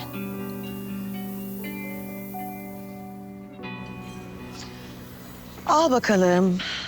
Bu da senin payın.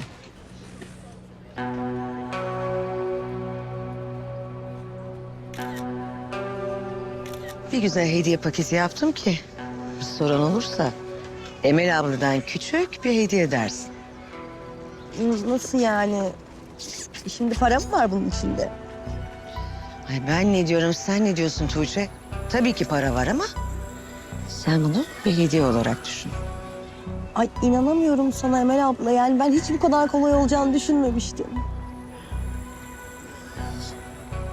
Sen Emel ablanı ne sanıyorsun? Ben bir plan yaptım mı başarısız olma ihtimali yok. Anlıyor musun? Gerçekten anlıyorum şimdi. İdolümsün biliyor musun? Ya ne kadar kolay oldu. Sen Emel ablanın sözünden çıkma yeter. Böyle devam edersek bu paketlerden daha çok gelir sana. Yok yok sen hiç merak etme. Asla sözümden çıkmam. İyi ki çıkmışsın karşıma Emel abla. Yani ha piyango çıkmış ha sen çıkmışsın.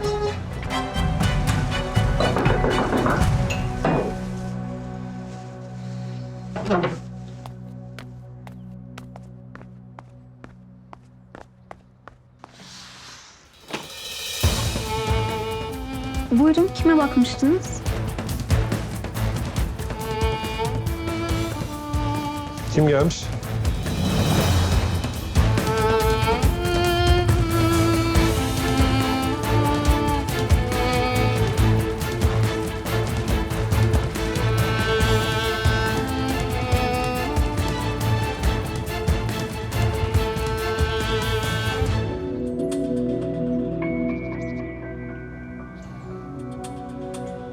Ne oluyor ya burada?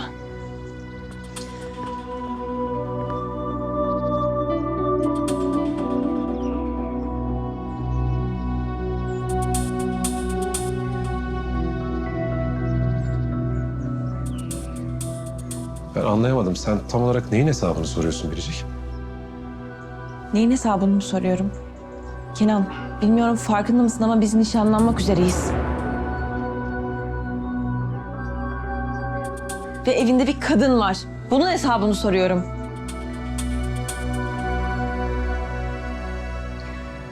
Sizin konuşacaklarınız vardır. Ben gideyim en iyisi. Müsaadenizle.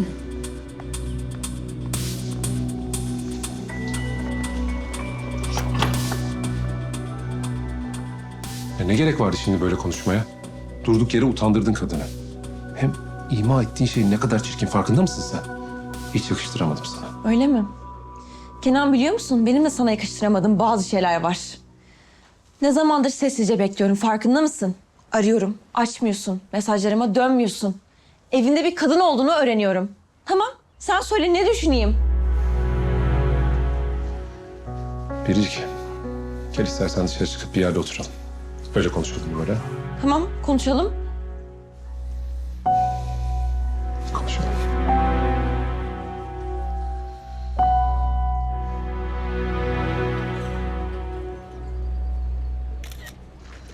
Emel ablacığım sana nasıl teşekkür etsem artık. Aşk olsun. Bu senin hakkın. Ama olsun. Sen olmasan asla bunu kendi kendime başaramazdım.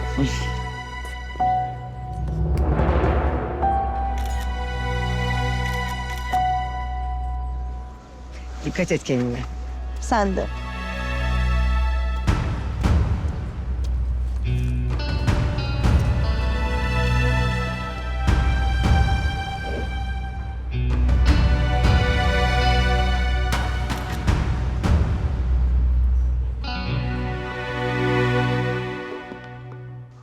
Abim nereye gitti biliyor musun?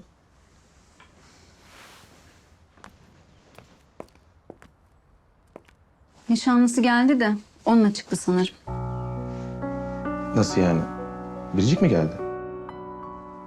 Nişanlısı olduğunu biliyorsun yani. Ezgi yok. Abimle Biricik nişanlı falan değiller. Kapıya geldiğinde öyle söylemedi ama. Yani nişanlanacaklardı Ama olmadı. Öyle ya da böyle. Alacadan bunu gizlemeniz hiç hoş değil. Ya gözün içine baka baka yalan söylüyorsunuz kıza. Diğer yandan Biricik de Alaca'yı bilmiyor. İkisini de kandırıyorsunuz. Evet, durum böyle gözüküyor, anlıyorum. Ama önce bir abimi dinle. Neyin ne olduğunu bilmeden yargılama lütfen. Anlatacakları mazeret olmayacak mı Gökhan? Yani sonuçta baksana iki kadını da kandırıyor. Yani neden yapmış olursa olsun gerçek bu değil mi? Yani tamam çok kötü şeyler yaşandı anlıyorum. Ama bu yaptığı bencillik değil mi? Ezgi, durumun farkındayım bak. Ama abimin kötü bir niyeti yok. Gerçekten her şey birdenbire oldu.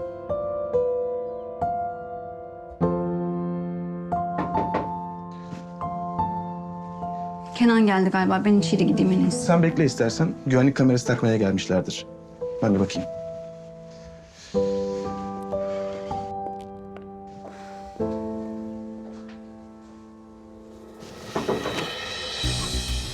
Alacı. Gökhan selam. Kenan evde mi? Abim mi? Evet. Odasında mı? Yo, az önce çıktım. Çıktı mı? Nereye gitti peki? Sanayiye gitmesi gerekti. Ya, arabasının frenlerinden ses geliyormuş da bir uğrayayım dedi. Hı. Çok sürmez o zaman işi. Ben beklerim burada. Gökhan, kamera için mi gelmişler? Alacan, hoş geldin. Hoş buldum. Ben de şimdi Alacı'ya abimin sanayiye gittiğini söyledim. Ya az önce çıktı Kenan. Biraz daha erken gelseydin keşke yakalardın. Olsun, beklerim ben. Olur. Sen geç istersen. Ne içersin? Kahve yaptım yeni. Yok, almayayım. Çok sağ ol. Ben beklerim.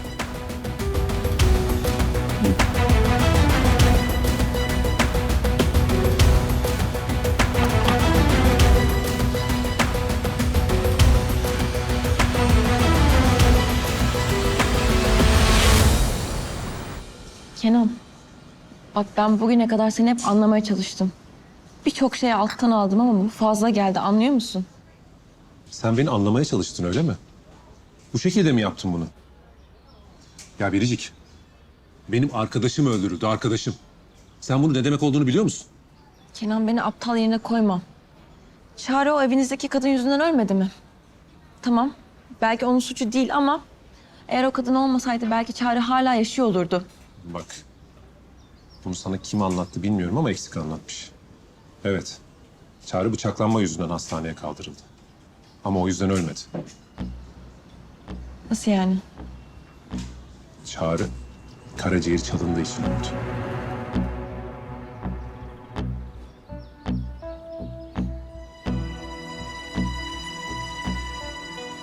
Gökhan.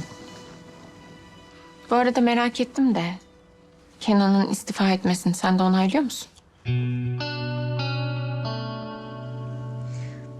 Ben bir İpek'e bakayım. O şimdi her yeri karıştırmıştır. Tabii tabii. Bak sen işine. Evet Gökhan. Ne düşünüyorsun bu konu hakkında? Yani ne düşüneyim Alacı? Bu abimin kararı. Ben bir şey diyemem ki. Gökhan farkında mısın? Mesleğini bırakmaktan söz ediyor abin. Ne demek ben bir şey diyemem? Alacı, abimi biliyorsun. İnatçı işte. Ya Çağrı senin de arkadaşındı. Tamam Kenan'la olduğu kadar yakın olmayabilirsiniz ama... Sen bırakıyor musun avukatlığı? İkisi aynı şey değil. Abimle ben aynı da değiliz. Hem üstelik ben avukatlığı bırakmak istesem de bırakamam. Çağrı'nın davasını aldım biliyorsun. Neden bahsettiğimi gayet iyi anladın Gökhan. Çağrı öldürüldüğü için Kenan'ın o taptığı mesleğine sırtını dönmesini aklım almıyor. Tamam, ben de şaşırdım ama Alacı ne yapayım? Bak lütfen. Kenan'ın istifa etmesinin arkasında başka bir sebep mi var?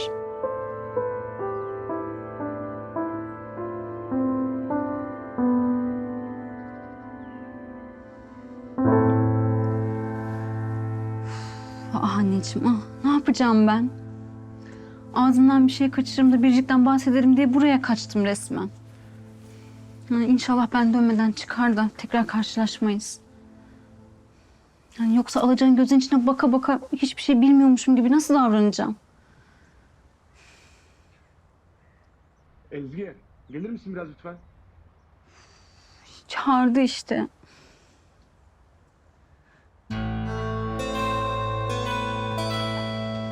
Sen burada otur, tamam mı? Düşme sakın.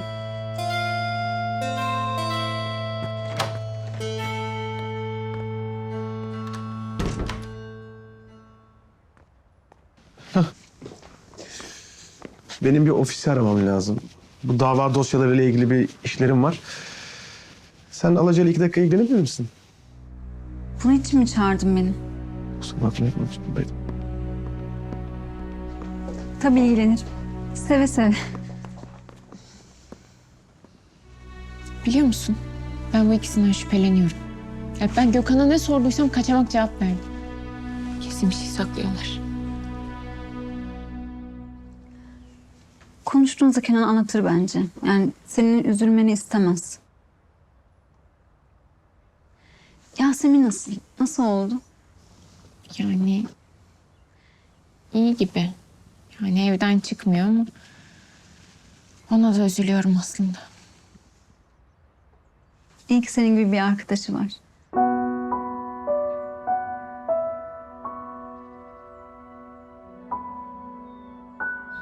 Ben gerçekten bilmiyordum. Çağrı bıçaklandığı için ölmüş olsa da kötü bir durum ama ne bileyim. Bu insanı mahveden bir durum. Ben çok üzgünüm. Öyle uzaktan anlamaya çalışmayla olmuyormuş değil mi? Ya Kenan böyle yapma. Ben senin yanında olmak istedim hep. Keşke kendini bana bu kadar kapamasan. Bak Biricik, beni biraz olsun anladığını düşünüyorum. İçimde çok büyük bir öfke var. Ve şu an aklımdaki tek şey suçluların yakalanması. Eminim adalet yerini bulacak. O zaman içindeki öfke yerini huzura bırakacak. İnan bana. Biricik, beni bu ara mazur görsen. Çünkü bu süreçte seni incitmek istemiyorum. Biz bir süre görüşmesek daha iyi olacak.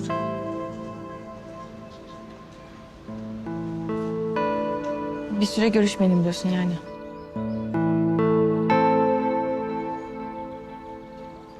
Kenan farkında mısın bilmiyorum ama biz zaten epeydir görüşmüyoruz.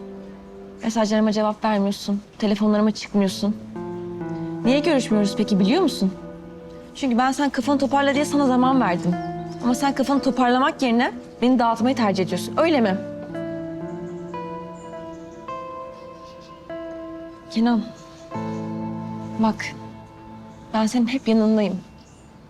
Çünkü seni seviyorum. Pardon.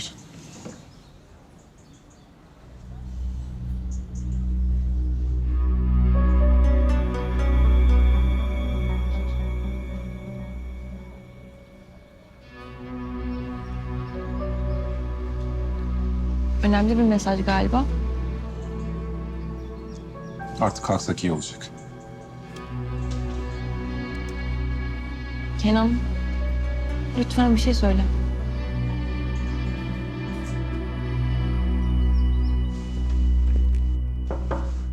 Gel Salih, gel. Baki Bey, bazı gelişmeler var. Anlat bakalım ne oldu? Emel'le Tuğçe yine görüşmüşler. Turan haber uçurdu az önce. Ulan Emel, yine ne çakallık peşindesin acaba? Ne yapmışlar öğrenebildin mi? Yok Baki Bey.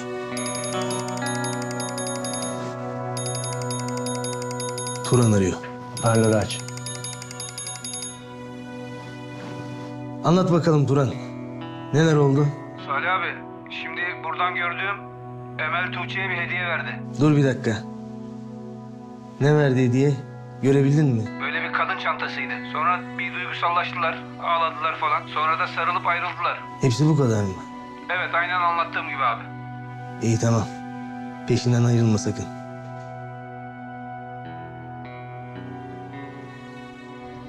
Ya annem de işte bir bizimle uğraşıyor, bir Yasemin'le uğraşıyor. Öyle.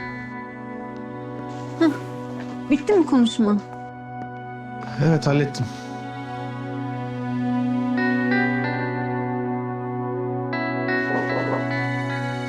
Güvenlik kameralarını takmaya gelmişlerdir. Ben bakayım, siz oturun. Pardon, müsaadenle.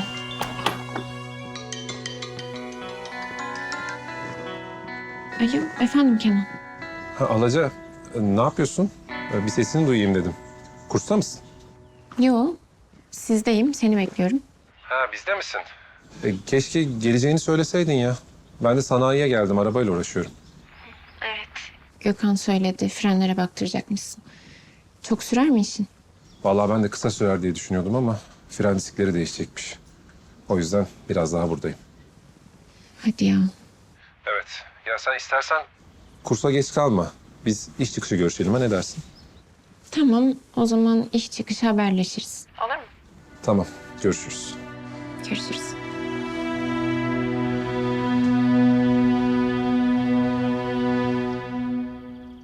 Ara bakayım şu Tuğçe'yi. Ne yaptıklarını öğrenebilecek miyiz?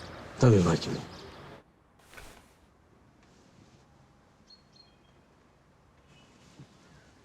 Alo. Tuğçe, ne yaptın bakalım? Anlat. Emel'den haber var mı? Bir iki saat önce görüştük biz. 2 saat geçiyor ama bana haber vermiyorsun. Bana bak kızım.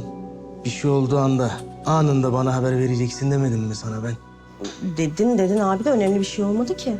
Bana bak. Üstüne vazife alma durduk yere. Sen ne olduysa anlatacaksın. Önemli mi değil mi ona ben karar vereceğim. Anladın mı? Anladım Salih abi de yani... Sabah görüşmek istediğini söyleyince ben de bir şey konuşacak sandım ama... Öyle bana küçük bir hediye almış, onu verdi.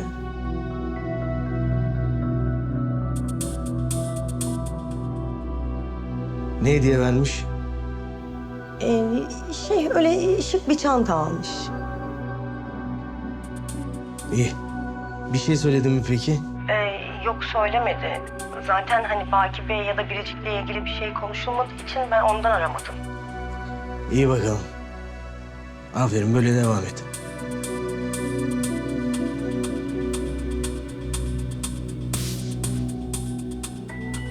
Hayır. Benim anlamadığım niye durduk yere şimdi bu kıza hediye verdi bu? Bildiğim kadarıyla doğum günü falan da değil Baki Bey. Salih, ah Salih, ah. Sen tanımazsın o Emel, ne çakaldır o. Tuğçe'ye hediyeler alıyor ki onu avucunun içinde tutabilsin. Anladım Baki Bey.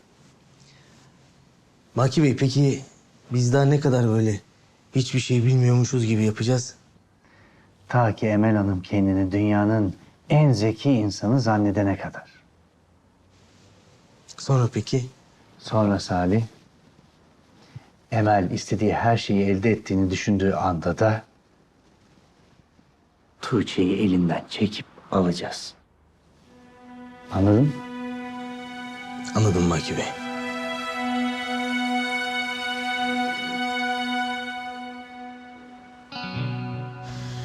Şimdi nasıl yapacağım? Şu. Tamam, kurs kayıt numarası. Evet. Aferin kız Emel. Vallahi akıllı kadınsın sen ya. Vallahi evi ipotek ettirmeden bu işi hallettin ya. Bravo sana vallahi. Şimdi kameralar hazır değil mi? Evet Gökhan Bey, kameraların hepsi hazır. Taktık. Tabletinize ve bilgisayarınıza görüntüleri bağladık. Dilediğiniz yerde, dilediğiniz zaman izleyebilirsiniz. Her şey için teşekkürler. Ben teşekkür ederim. Ben sizi uğurlayayım.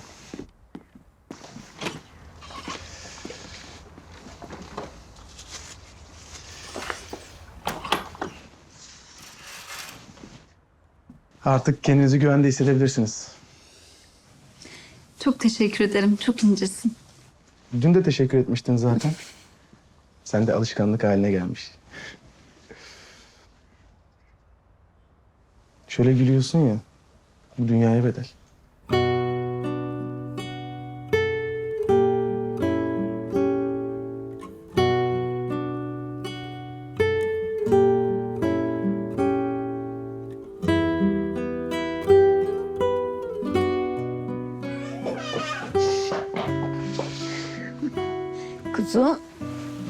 Ne oldu? Birlikte oynayalım mı? Oynayalım bir tane. Oynayalım hadi.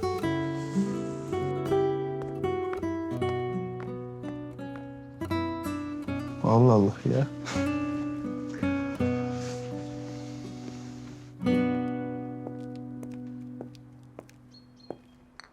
İşiniz bitti mi hayatım? Şimdilik bitti diyelim.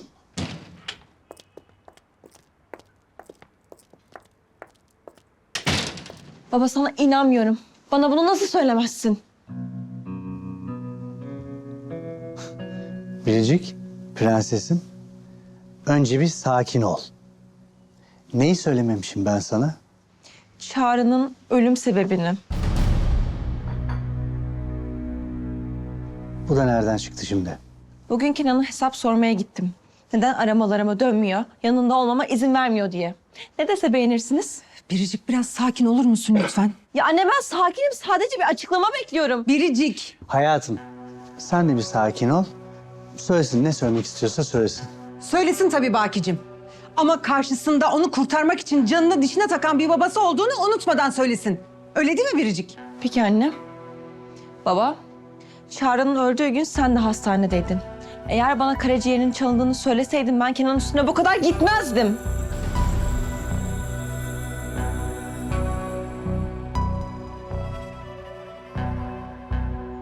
Anne inanmıyorum. Sen de mi biliyordun?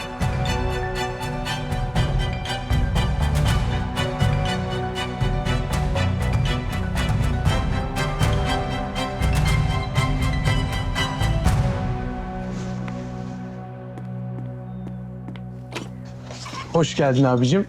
Ben de seni bekliyordum. Hoş bulduk. Takıldı mı kameralar? Takıldı. Ezgi ile İpek odada oynuyor. Biz de senin odaya geçip biraz konuşalım mı? Konu nedir? Şu senin istifan ve Alaca. Anladım. Hadi o zaman.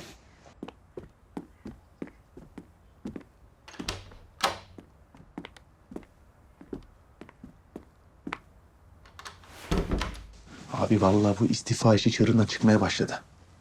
Alaca bana sorular sordu. Ne diyeceğimi şaşırdım. Alaca'nın bu konunun üzerinde bu kadar düşeceği hiç aklıma gelmezdi. Bu istifa oyununu farklı yöne çevirmemiz lazım. Tamam Baki'yi istifa ederek şaşırttın.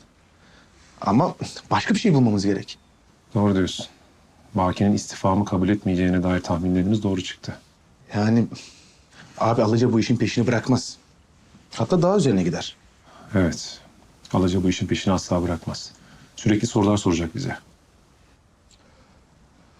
Abi acaba bir süre dinlenmek istiyorum falan mı desen? Hani belki işi kurcalamaktan vazgeçer. Oğlum güzel diyorsun da durumu nasıl anlatacağım peki? Vallahi orası sana kalmış abi. Alaca bu meseleden ne kadar uzak kalırsa, ne kadar az şey bilirse o kadar iyi.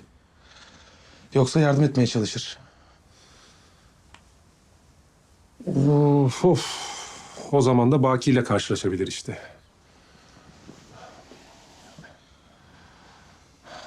Alaca'yı korumak için ne yapmam gerekiyorsa yapacağım. Belki biraz kırılır, üzülür ama yapacak bir şey yok. Onu korumam lazım.